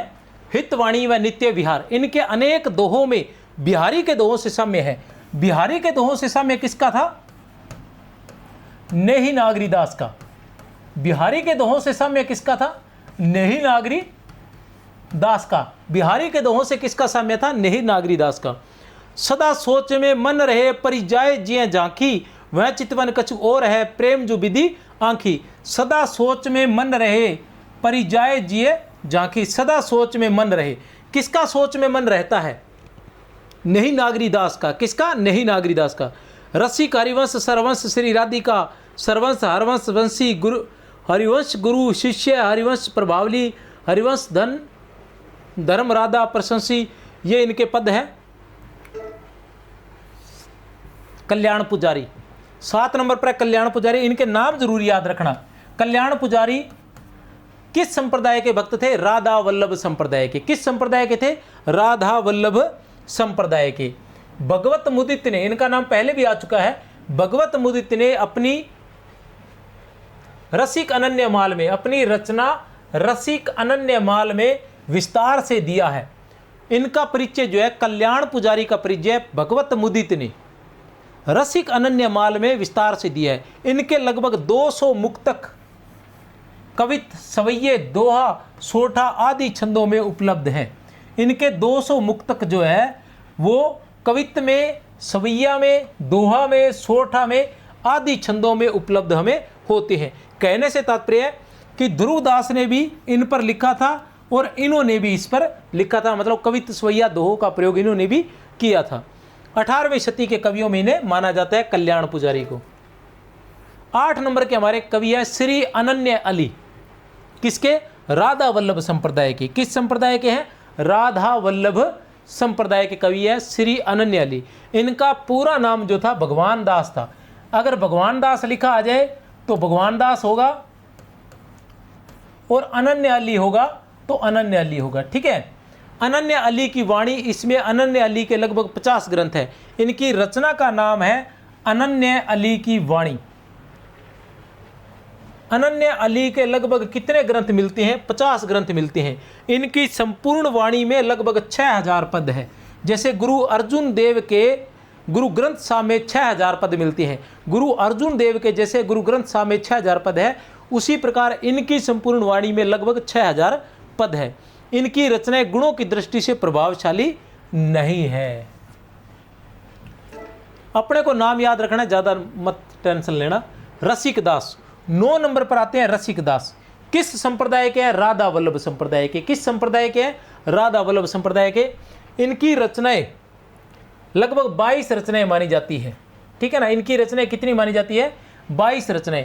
प्रमुख है सौंदर्य लता, माधुर्य लता, तरंग लता, विलास लता, सुखसार लता, कौतुक लता, आनंद लता, रस कदम्ब चूड़ावणी। रसिक दास का भाषा पर अच्छा अधिकार था। रसिक दास का भाषा पर अच्छा अधिकार था। रचनाएं इनकी लगभग 22 रचनाएं मानी जाती है। सौंदर्य लता, माधुर्य लता, तरंग लता, विलास लता, सुखसार लता, कौतुक लता, आनंद लता, रस कदम्ब चूड़ामणि। वृंदावन दास 10 नंबर पर हमारे पास आते हैं। वृंदावन दास, जिसके बारे में आचार्य शुक्ल जी ने भी कहा है। तो इनकी रचनाएं डॉक्टर विजेंद्र स्नातक के अनुसार इनकी 158 काव्य पुस्तकें उपलब्ध हैं। कितनी? 158 काव्य पुस्तकें उपलब्ध है। जहां तक रचनाओं की संख्या का संबंध है, इन्होंने ब्रज भाषा के सभी कवियों को पीछे छोड़ दिया है। ब्रज भाषा के सभी कवियों को। हम बात करते हैं वृंदावन दास की, चाचा जी की, जिन्हें चाचा जी के नाम से जाना जाता था। किन्हें जाना जाता था? हित वृंदावन दास। वृंदावन दास को किस नाम से जाना जाता था? चाचा जी के नाम से जाना जाता था। किस नाम से? चाचा जी के नाम से। विजेंद्र स्नातक के अनुसार, डॉक्टर नगेंद्र हिंदी साहित्य के अनुसार, अगर ब्रज भाषा के कृष्ण कवियों की बात करें तो रचनाओं के क्षेत्र में इन्होंने सभी को पीछे छोड़ दिया था। इनकी लगभग 158 रचनाएं मानी जाती है। ध्रुवदास की कितनी मानी जाती है? 42। इनकी रचनाएं हैं, महत्वपूर्ण रचना याद रख लेना।